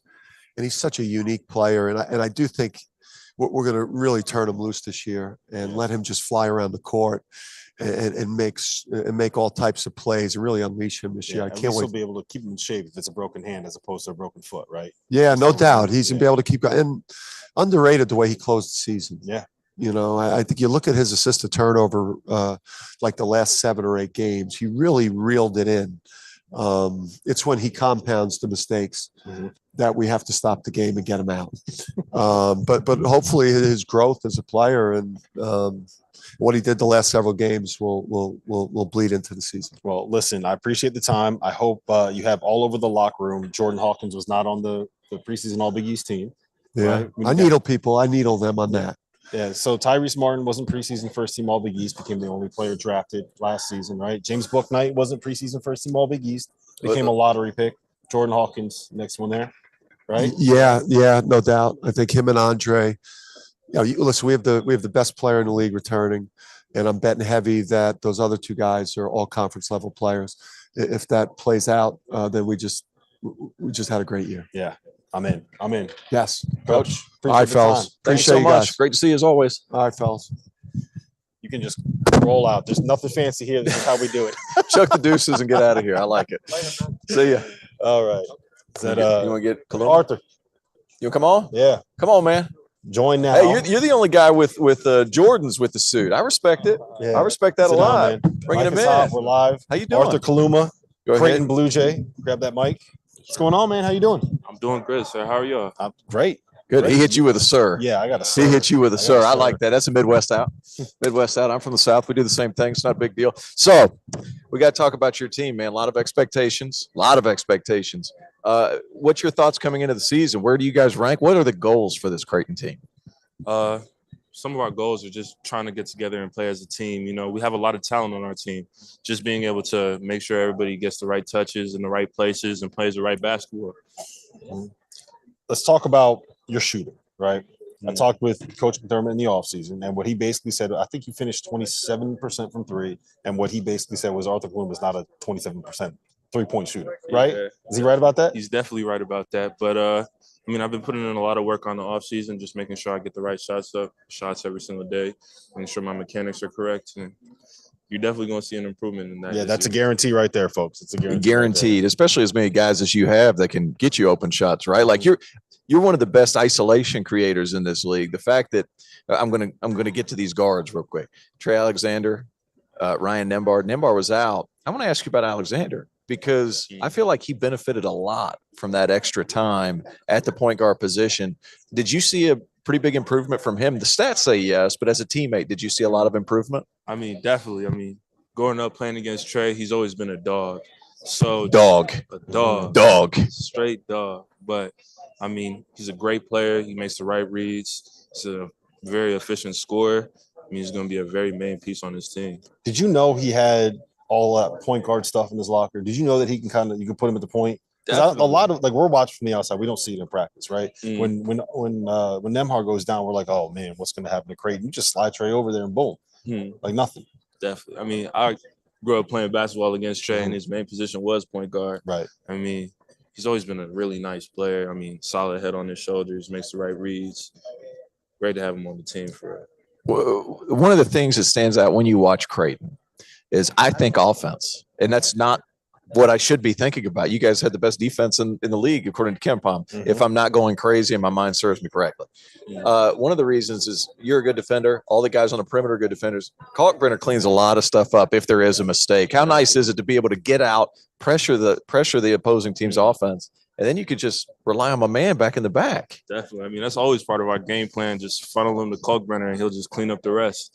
I mean, most of the time, most of us are really good defenders. Like, we could stay in front of our mans, but having someone like Kalkbrenner, when some of the times where our man gets past us or something like that, we could rely on him heavy. You could gamble for steals a little bit too, knowing that, like, hey, if I get beat, he's going to put that through the backboard. Yeah, just a little bit. I mean, you might have to talk to coach about that. You don't just let him go. Well, let me ask you this, because I think when Coach McDermott was at Northern Iowa, right? Like, he was kind of known for being that, like, we're going to slow the tempo down. We're going to grind you down defensively. We're going to try to win games 65-60. But that was when he was in the Valley. When he got to Creighton, when Creighton got to the Big East, and he had his son, and he's got Ethan Rocky out there, and he's got Grant Gibbs, they want to get up and down. They want to shoot a bunch of threes. And that's kind of what it was for a while. And this past season, I mean, you guys won games with defense. Definitely. When you went to Creighton, was that what you were expecting? I mean, it's definitely not what I was expecting. I mean, the style of offense that we play is very, like, NBA-like. But I feel like we had to adjust to what we had. I mean, we weren't shooting the three ball the best, and we could really rely on our defense on times that we really needed it. Right. So This year we're gonna have the offense going a little more. Definitely. You see that? Yeah, his eyes lit. Talking about shooting, his eyes lit up. Yeah. Our defense is probably not going to change at all. We're still going to be really tough-nosed on defense, and we're going to make y'all earn your points. Let's talk about Baylor a little bit. So you got him coming in. He was at South Dakota State, put up huge numbers, played a big role. Different level, Summit League to the Big East. What does that transition look like for him? I mean, Baylor Sharman is a really good player. Yeah. I mean, he creates other players. He's very unselfish. I mean, he locks down on defense. He's a very cerebral player. Makes the right reads, and he's just a great piece on the team as well. I mean, he's got basically 3 point guards, right? I was about to say, is Creighton one of the best passing teams, not only in this league, but the country, because you have so many decision makers with the ball. Like you can be you can be a bucket, right? Like you're a good passer, but we know why Kaluma's out here on the floor.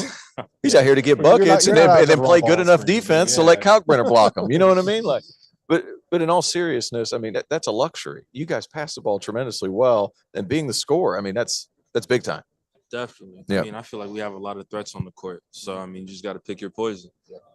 Are you embracing the level of expectation that you guys have this year? Because I feel like last year kind of lost everybody, and no one was thinking Creighton was going to do anything, right? This year you're coming in. I mean, you picked to win the league. Are you embracing this? I mean, we're trying to embrace it without it taking away from where we started and who we came from. Like everybody thought we weren't going to be who we were today, and I feel like we got to keep that same mentality, even though we're at the top supposedly. So, Coach McDermott over there, I need your best Coach McDermott in a practice story. In a practice, does he get on you guys? He does get on us. I mean, Coach McDermott is very chill though. I mean, he's very even keel. Just always trying to look toward the next play. But, man, I honestly can't say that I've had any crazy stories with Coach Mack. I mean, he's just been a great coach. Yep. All right. So 3 questions. I'm going to let you get out of here, right? Putting you in the hot seat. Gotcha. Best restaurant in Omaha? Best restaurant in Omaha? Mahogany. Great steak. Great steak? I was about to say, it's got to be a beef joint. Yeah. What kind of what cut of steak are you getting when you're going out? I mean, that's the first time I ever tried Wagyu. Yeah, it's called Wagyu. Yeah. Fire. Yeah. Fire. I thought you were going to say something else. I was like, man, it was good. Yeah, some Wagyu. What's what album are you listening to most right now? Album I'm listening to the most right now? That New Little Baby. The New Little Baby. All right. Definitely. You're the third person that has said that. All right. Last one. Funniest guy in the locker room. Funniest guy on the team. Me. You're the funniest guy on the team? Without a doubt. Without a doubt. You hear that? I think I'm funny too. Yeah. But you know. There you go. Listen, Arthur, it's been a pleasure, man. Thank you. Best of luck, my guy. Yes, sir. Go get him this year. Good. Day. All right. Thanks, man. Here we go. Here we go. Yeah, we're just rolling through right now. Right, one after Next another. up, We keep it moving. Hey, How we doing? Terrence Oglesby. What's up, guys? How we doing? Great. Kyle Neptune, Villanova head coach. He comes over. He says Kyle Neptune like we don't know who he is. Yeah, hey, well, it's very sweet of him. Very sweet of him. It's your first Big East Media Day as the head man. How's it Absolutely. feel? You're suited up nice. You look good. Yeah, look Appreciate really that, good. guys. You guys look good as well. I didn't get the memo that we're supposed to wear suits. I got jeans on. You didn't have to say that. They can't see that up there. You're wearing a full suit. Don't snitch on yourself. Come Yeah, on. there you go. Coach, I mean, you're back. You're back. A lot of the things that you did last year were at Fordham, you're carrying that Villanova way. Now you get to come back at Villanova. What has remained the same? What has changed?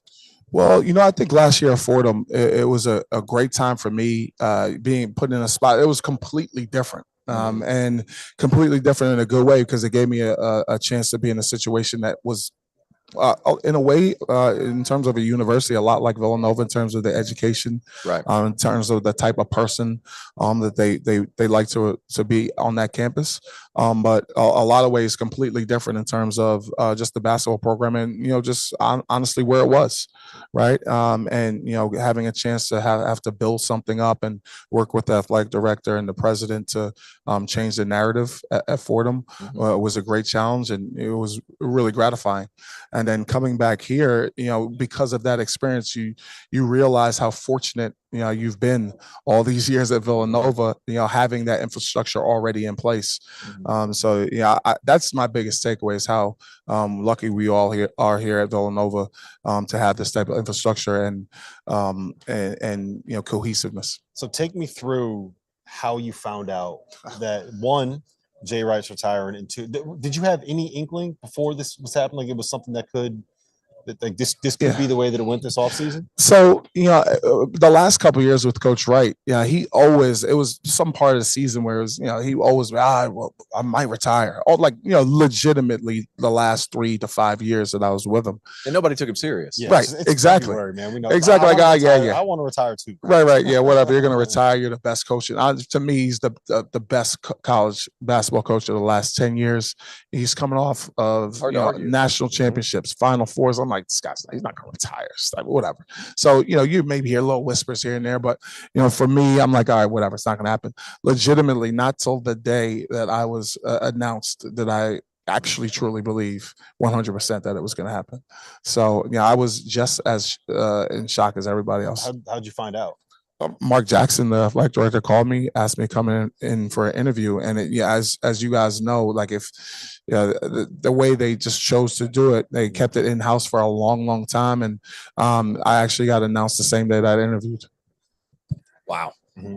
Wow. Is Jay around a lot, or is it something, because he's still working within the university, just not specifically with you guys, right? Does he come to practice? That's always a different transition, right? If the guy's going to stay around. Yeah. I think you hear when there's a coaching change, a lot of times you're like, people say, oh, you don't want that last guy around. And you want to run your own ship and you want to take ownership of the program. And I look at it like, wait, I don't want the Hall of Famer, right? The Hall of Famer, right. Best coach in the country, great recruiter, great mentor, basketball genius. I don't want that guy around. No, I just don't buy it. So for me, we want him around as much as humanly possible. We beg him to come back as much as humanly possible. But we also understand he retired for a reason. He wants some personal time, personal space. So to answer your question, we want him around as much as possible. So you guys have been banged up a little bit this offseason, right? I think the obvious one is Justin. How's his recovery going? I know you guys are trying to target like sometime in Big East play, hoping to get him back. Is that still the schedule? Is it just kind of, as it goes, you're gonna? Yeah, I think he's a unique case, man. Just because, just out of respect for him and the injury, it's such a catastrophic injury. That's. I mean, you can make a case that's the worst injury you could possibly have, right? Brutal. So for him to come back from that, we definitely wouldn't ever want him to come back and re-injure that. So we're really sensitive to him coming back, and we're going to put all the trust in the doctors. And then, when it gets closer to the time when he feels 100% healthy, him, the doctors, his family, and myself will sit down and we'll make a decision what's best for him when that time comes. What about Cam? Was it foot, hand? What was it? It's his thumb. Yeah. What does his timetable look like? And he had such a great offseason. I think there was so much hype for him coming in. Right? Was it a little bit frustrating when that happened? Yeah, I think we all look at it in sports. It's like, this is a contact sports, basketball. All right, we're not playing Connect Four. Right. Guys get hurt. It's part of the deal. So, we recruited a bunch of guys on this roster, and we recruited them for a reason. We expected them to play at Villanova University. So you never quite know when you're going to get your opportunity and get your chance. And, some other guys might get their chance a little earlier than expected, and that's great. And we're excited to coach with whoever we have at that time. You talk about opportunity. Freshmen don't typically play all that much, and Cam's going to be the exception, obviously. But push back. Excuse me. Let them know. What? Freshmen play more than that. Yeah. Yeah. Sorry. I got your back. Sorry. I apologize. All the freshmen, they play 40 minutes. Jordan Longino. Yeah. Is he could he be that next guy who steps up? Even Angelo Brizzi, who redshirted last year. Yeah. I like that kid out of high school. That kid could be. Is he the next Villanova guard? Could he be that guy? To answer the freshman question first. Yeah, sorry. Let me back off that. I think that Villanova has a rap for, you never play there as freshmen. And I think that's more of a recruiting tool that people try to utilize against us.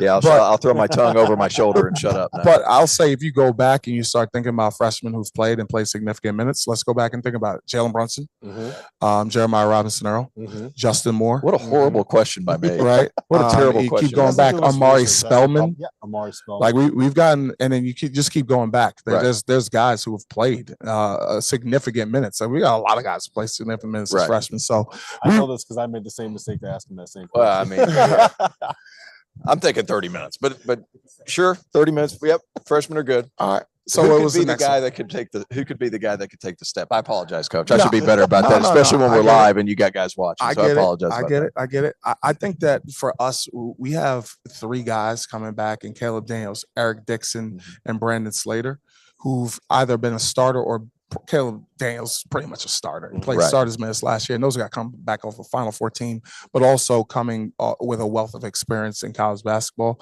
Those 3 guys, we're pretty confident about their spot and what they're going to bring to our team. I think they'll be our leaders, especially to start the year with Justin out. And you know, all 3 guys uniquely, you know, if you look back to their high school careers, were scorers. Eric Dixon is one of the best scorers in the state of Pennsylvania. Caleb Daniels was a leading scorer at Tulane, and then for his entire high school career. Brandon Slater played in one of the best basketball conferences in the country down in DC. So we know what all those guys, and all 3 of those guys kind of had the same type of process. They came to Villanova and were kind of role guys to start, and now they're going to have an opportunity to lead and have an opportunity to be kind of bearing the bulk of the scoring. So we're really excited for those guys, and then we have some younger guys in the sophomore class, and and with Chris Archidiakono, who've had real experience on a Final Four team. You mentioned Jordan Longino; he's one of those guys. Nana Njuko is one of those guys. So we have a lot of guys come back with a lot of experience, and then we got some really, really talented freshmen. So to answer your question, I think those 3 guys, we know exactly who they are and what they're going to bring, and then we're still in the kind of wait and see phase with the rest of the guys and seeing how they fit with our current team. Is Brandon Slater one of the most overlooked guys in this league? Because I feel like I'm not going to say we forget about him, but it's like he's such a valuable piece to this puzzle, and he doesn't really get talked about all that much. Yeah, you know what? I think at Villanova, we're really never, and I think our guys uniquely are never really looking at it for personal praise and glory. It's all about the team, and I think sometimes when you're all about the team and you're not promoting yourself, sometimes you may get overlooked. But I would look to our guys' success in the NBA and guys who've done it, like Jalen Brunson was in college 3 years, kind of the 5th, 6th guy, even though he started his freshman year, ends up being the national player of the year by the time he leaves. Mikal Bridges redshirted his first year, ends up going out a 2-time national champion. Right. So nobody was talking about Mikal Bridges his first or second or sometimes even 3rd years. So I don't think our guys look at it like that. I think they've seen what the guys in our program have done over the years. So we're worried about this team, making sure that we're the best Villanova basketball team by the end of the season. I want to ask you about another freshman, Mark Armstrong. Good player. Yeah, should play a lot of minutes. Play a lot of minutes. As do most freshmen. As do most freshmen. What have you seen out of him this offseason? I mean, he is one of the most talented guys we've had. And really unique. He's one of the fastest guards we've had since I've been here. You can make a case he's the most vertically athletic guy that we've had here, and that combination is pretty formidable. And he's one of those guys who has a thirst to get better. He's a highly intelligent guy. So you put all those things together, the sky's the limit. Like he's not even close to his final product, not even close. So an edge, plays with an edge. Yeah, and exactly, and we're really excited for him as he continues to mature and gets better. I think it's great for him. He goes against a lot of older guys in practice. So I if you think want to get better, go up against Caleb Daniels. Exactly. Have Brandon Slater guard you. Exactly. For an entire summer. Exactly. And then you look what he did with USA basketball, and then he went to Chris Paul camp at the end of summer, did well there. So we're really excited for his career at Villanova. We need to hear about Cam Whitmore. He's going to play a lot of minutes. Who's that, Kim? Who's that? We got to hear about that guy. We've talked about him other times on the field of 6-8. Right now, I need to hear about him. What does he bring to you right away? Yeah, I think Cam, obviously another very unique entity, just with his athleticism and body control. and just the ferocity that he plays with, just like just a downhill, just a load, right? And I would say, if you could combine two Villanova players, he's kind of like Eric Pascal, how just like the violence that he played with, and then Josh Hart was violent, but he also this body control. It was really, really unique, and I think he has kind of the best of both those guys. And then he's a really high level competitor, especially when things get tough. So we're excited for him to come back, and we're really excited for what he's going to bring to our team. He really fits. Like when I think Villanova basketball players, I think big, strong point guards that can post up, like Arch, like Jalen Brunson, guys in that mold, like Colin, right? And then you think of these like big wings that don't really fit as a 3 and don't really fit as a 4 and can kind of play off the bounce and shoot it too. And he just fits what you think of as a Villanova basketball player. Yeah, for us, we don't care. When we recruit, we don't care the position. We'll take any guys. We want really good basketball players. That guy could be 5'10", be a great basketball player. That guy could be 6'2", 6'5", 6'7". We want to put the best 5 basketball players on the floor, no matter who they are. And Cam is right in that mold. Like he's whatever he is, he would say 6'8". I would say somewhere around there. 6'3" until I finally gave up. I was like 6'2", maybe. You got him here. Yeah, exactly. We'll list you at 6'8". Don't worry about that. They're going to list you at 6'6". We got you at 6'8". Exactly. Hey, Cam, what do you want to be? We got you could be 6'8", 6'9", doesn't matter. But he fits into that mold. I think, and more importantly, he's a great person. And he has a thirst to get better, and he takes pride in representing Villanova, and those are the type of guys we want. I'm going to end it with this: who is the best dressed Villanova coach of all time? Undoubtedly, that would be Jay Wright. Yeah, it's hard to argue with that one. I don't know where you go to second place. Yeah, it's like he's the first 4 answers, and then you maybe the first 10. Listen, you know how crazy it is that I get asked that question. I'm literally wearing a suit right now that he bought me. So hey, I will say this: your team suits when they walked in. Justin walks in, they're tailored like. Yeah. Very nice. Very nice. Very well done. Of course. You can't expect anything less. Learn how to be a well-rounded basketball player and how to get a nice tailored suit. There we go. And you get a lifetime subscription to GQ. Because you can put them in the magazine. You wouldn't miss a beat. Listen, Kyle, I appreciate Thanks, your time, guys. man. Appreciate you, man. Best of luck this Thanks. season. Great hanging out with you guys. See you back here in March. Appreciate that. Thank you. Good. All right. Thank you, man. Tell you what. They've got some freshmen that are going to play a lot of minutes. Never make that mistake again. My favorite part of that is I got I asked him that. There we go. Got some energy coming out over here. Yep. All right. So I think that we've pretty much hit everything. Shaka, you want to jump back in here? Come on. Just want to tell one more Terrence Oglesby story. Grab the mic. Flip it on. Flip the mic on. There we go. All right, one more Terrence Oglesby. We're going to tell one more Terrence Oglesby story. So I was the one in charge of explaining to Terrence that we were going to press. You probably remember this, Rob, but Oliver Purnell's Clemson teams were known more than anything for pressing. Yeah, and Terrence came in, and at the time, defense was kind of like a 4-letter word for him, but more athletic than you would think. You know what? Thank you, Shaka. You know what he is? In his career, he's a 50% dunker. He's 1 for 2 in his career on dunks. So better than some. Coach, I'm telling a story. I coached this guy at Clemson. And so one thing that really helped him, Rob, was the summer of his freshman year, we went on a foreign tour to the Bahamas.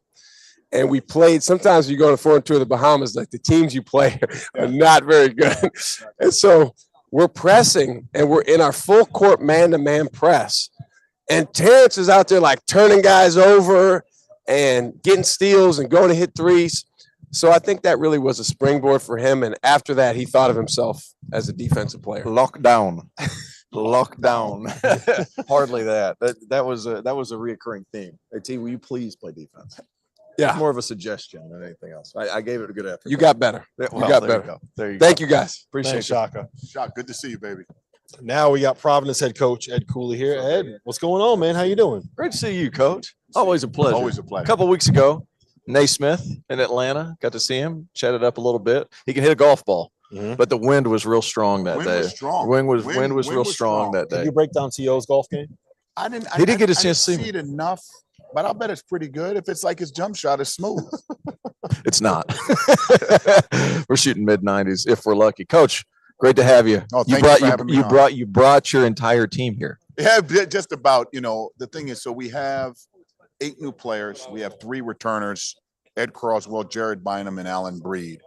And it's funny you say that because I wanted our newer guys. Only one have been here has been Jared, and we had to bring him being a first-team all-conference player. I wanted them to feel the energy, the excitement, to walk into our building, walk into this building, and just feel it. Is it overkill? Probably, but it's just for one day, a couple of hours. Let them feel it. Let them be part of it. When you're the reigning champs, you can do whatever you want. No one can say anything. But you know what? Nobody's going to remember you won a championship. No one's going to remember last year.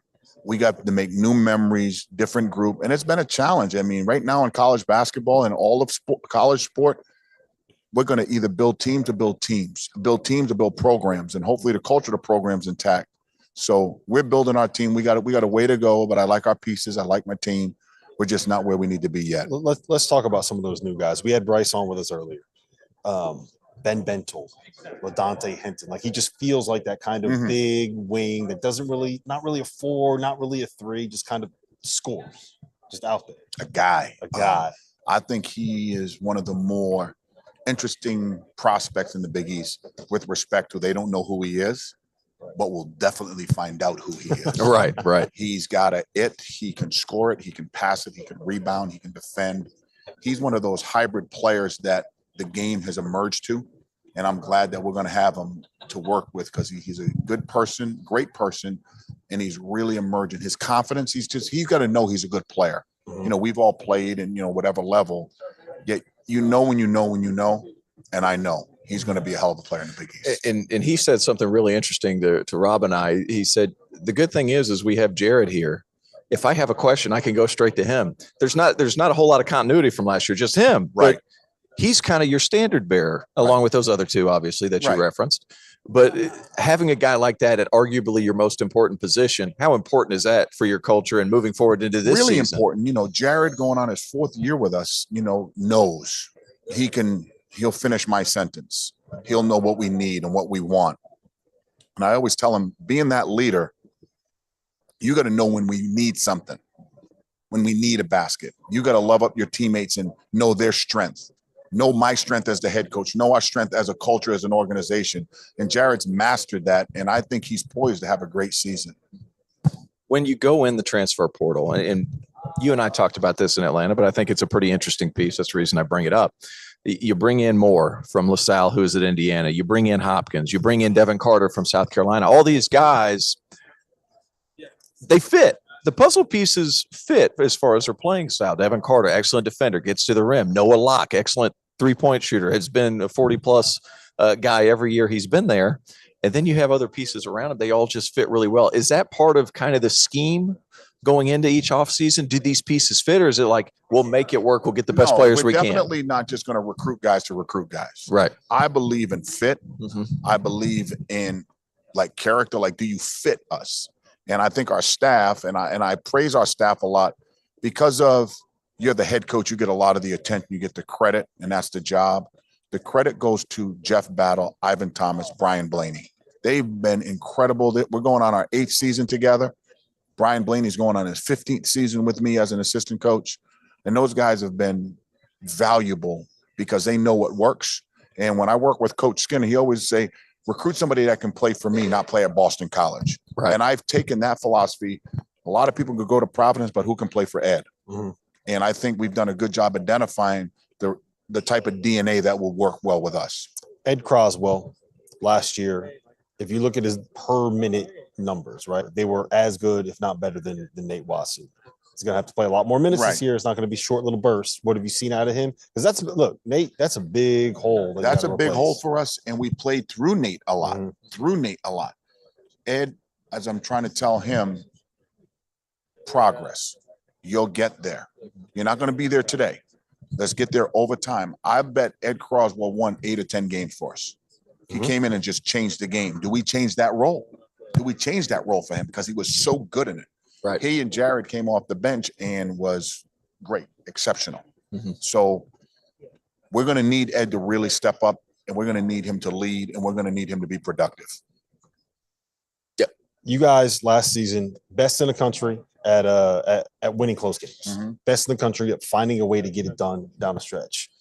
Obviously, a lot of some of the pieces that you lost were influential in that. But is there like a confidence when it comes to the program? Is there a belief that it's like, okay, you know what, we're going to find a way to get this one done? Right from day one, I tell our players, give us as a staff with 4 minutes left to play in a game, down 1 or 2 possessions, we'll get you over the hump. We tell them that the very first practice. We thrive in close games. I thrive when we see twitches or people getting nervous. We're human.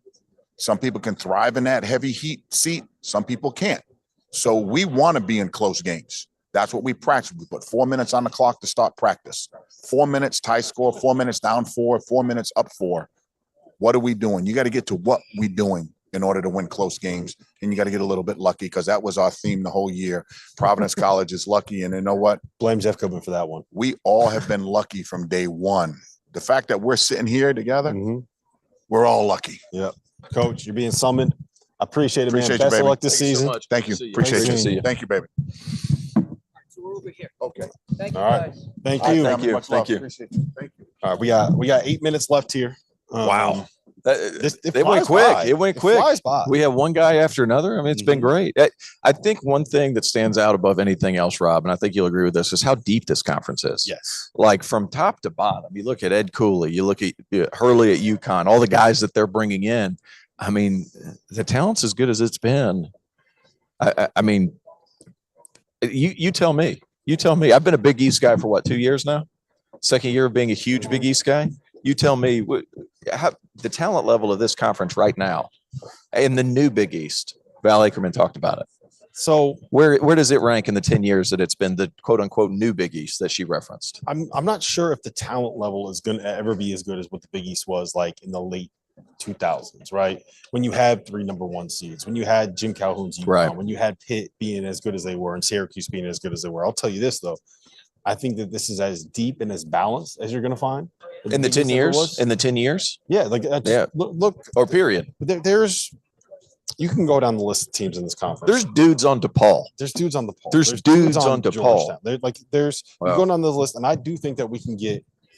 There's a world where 9 teams from this conference. Absolutely. Make the NCAA tournament. Now, a lot of that depends on the non-con and all that, but there's the talent's there for 9 teams, I think. Yeah, I think that at the end of the day, they'll probably get 7. Best case scenario, maybe 8. Yeah, but I think that you can. But out of 11, yes, it's like, what are we doing? Yes, out of 11, you're going to have 8 teams. I mean, this talent from top to bottom, it's brutal. The Big 10 or the Big 12, not the Big 10, Big 12.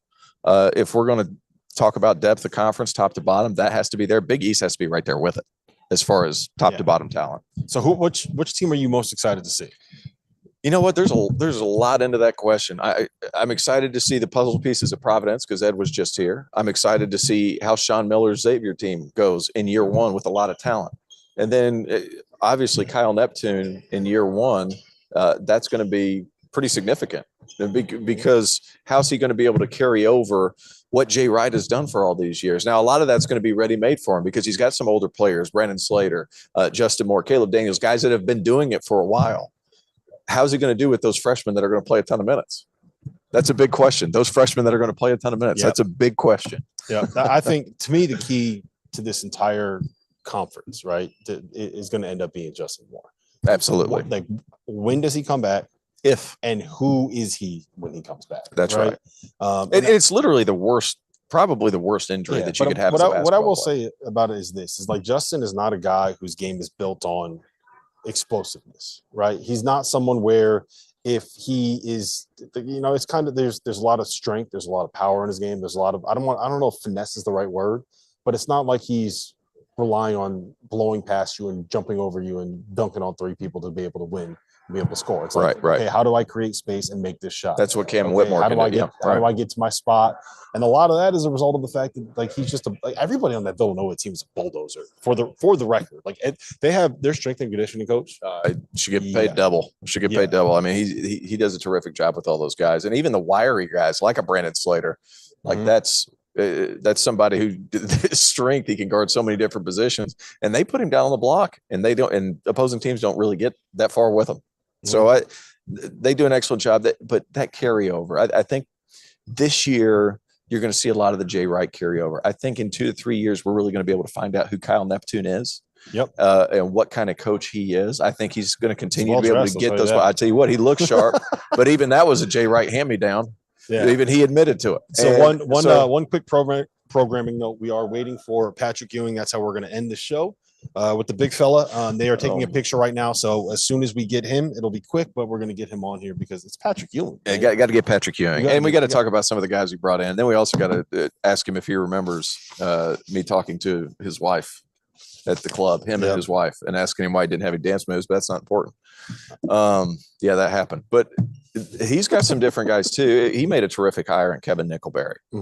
I mean, this is a roster that needed to be revamped. They kept a couple of pieces. They got Kudus Wahab back. The Georgetown team, they're going to be much more talented this season. They miss Aminu Muhammad, who took off, but 0-19 would just unacceptable. One, they have the talent level. I think is improved. It's significantly higher. Right. Getting Kudus back, I think, is huge. Is huge. And they also got a kid, Brandon Murray, coming in from LSU. Very good player. Yes, very good scorer, kind of that 6'5" range. Cook is going to be there. UConn transfer. He's a good player. He just didn't really fit Hurley all that well. Yeah, like he was a weird fit there because he wasn't really someone that could guard out on the perimeter, right? He wasn't super switchable. You kind of needed him at the 5, but if he was on the floor at the same time as Adama Sanogo, you have 2 guys at the 5 there, right? It was hard to get him on the floor. That's right. Now, when it comes to being he's a rim protector.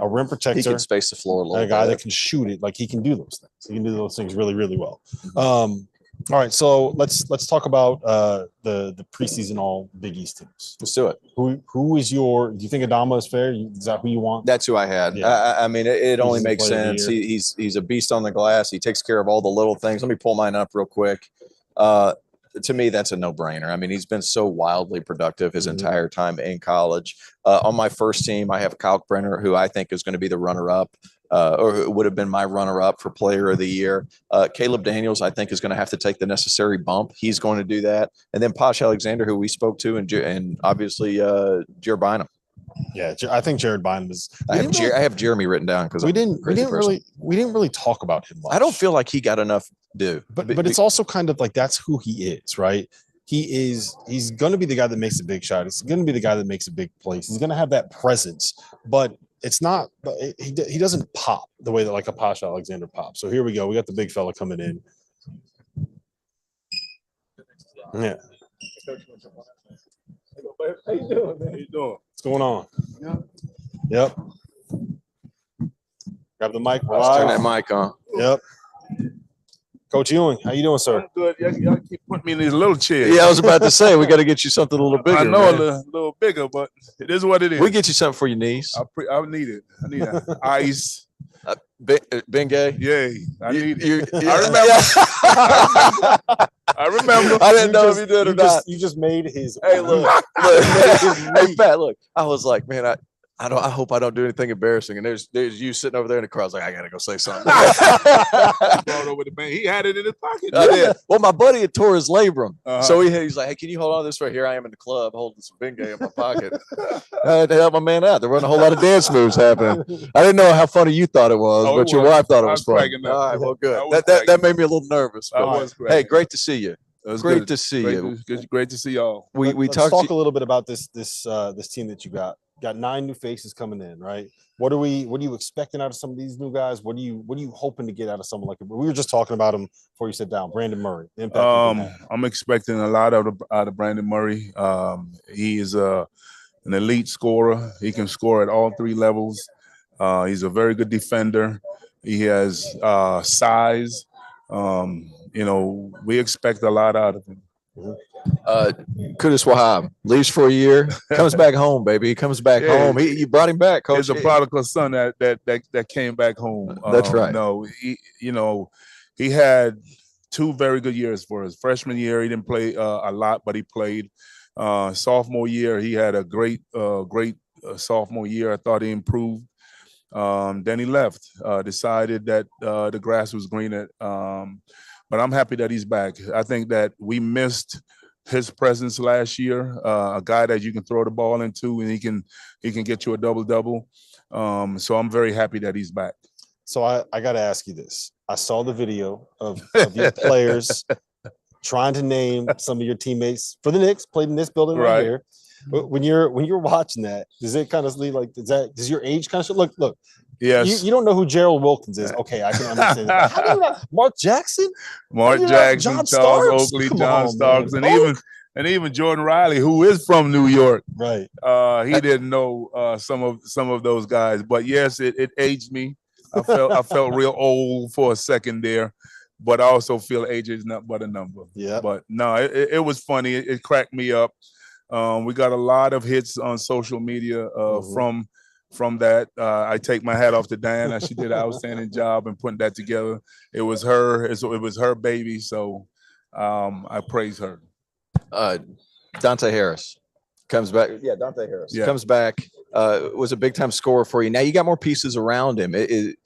How has his summer been going in, knowing he's not going to be maybe the primary option, but has to facilitate a little more? You got some other guys. Jay Heath, I'm not sure what his status is. Jay Heath. No, we're still not sure what Jay Heath's status is, but we're hoping that we'll win our waiver and he'll be able to play for us. Dante had a very two very good years for us. Winning the Big East MVP as a freshman in the tournament. But you're right. We have some very good pieces that to go around him, and it's not just going to be him. Both he and Primo Spears are still fighting out to see who's going to be our starting point guard. But I think our future is still bright. Whichever one is going to take the starting role. But we just feel that we have some great pieces. Not only just Primo, Brandon, and Q. We have a cook, Jay Heath. You mentioned Bradson Melzone is another young man that we brought from upstate. I was going to ask him about you because he was a big time scorer at the Big South, and now moving up to you guys. He can shoot, he can post up, he can do a lot of different things. So, we feel we have some good pieces to go along with what we had last year. But I do think that those two guys, Kudus and Brandon, they are the straw that's going to stir the drink. Well, listen, man, we appreciate the time. No, my pleasure. And I look forward to seeing you again in the Bahamas. Yeah, we'll be down there. You let me know. I'll come down there. We'll play a little blackjack. We'll hit the club. We'll do it all. Hey, great to see you. Thanks, fellas. I appreciate thank you so much. Thank you. That was the y'all thought I was a lie. That was a true story. That was a true story. That's awesome. That is awesome. That fired me up. We went a whole 2 hours. I'm good. Yeah, your face when you found out that Patrick Ewing remembered you was I don't know how you would have forgotten because there was a lot going on. Shout out to the club with Bengay. Well, listen, this has been the Big East. We need a Bengay sponsorship. Hold on. We need a Bengay. Call us. We'll put you on the screen the whole nine. Sorry. Well, listen, this has been the Big East live stream. I don't know where I'm going. Dang it. You can shut it off now. We are good. Thank you for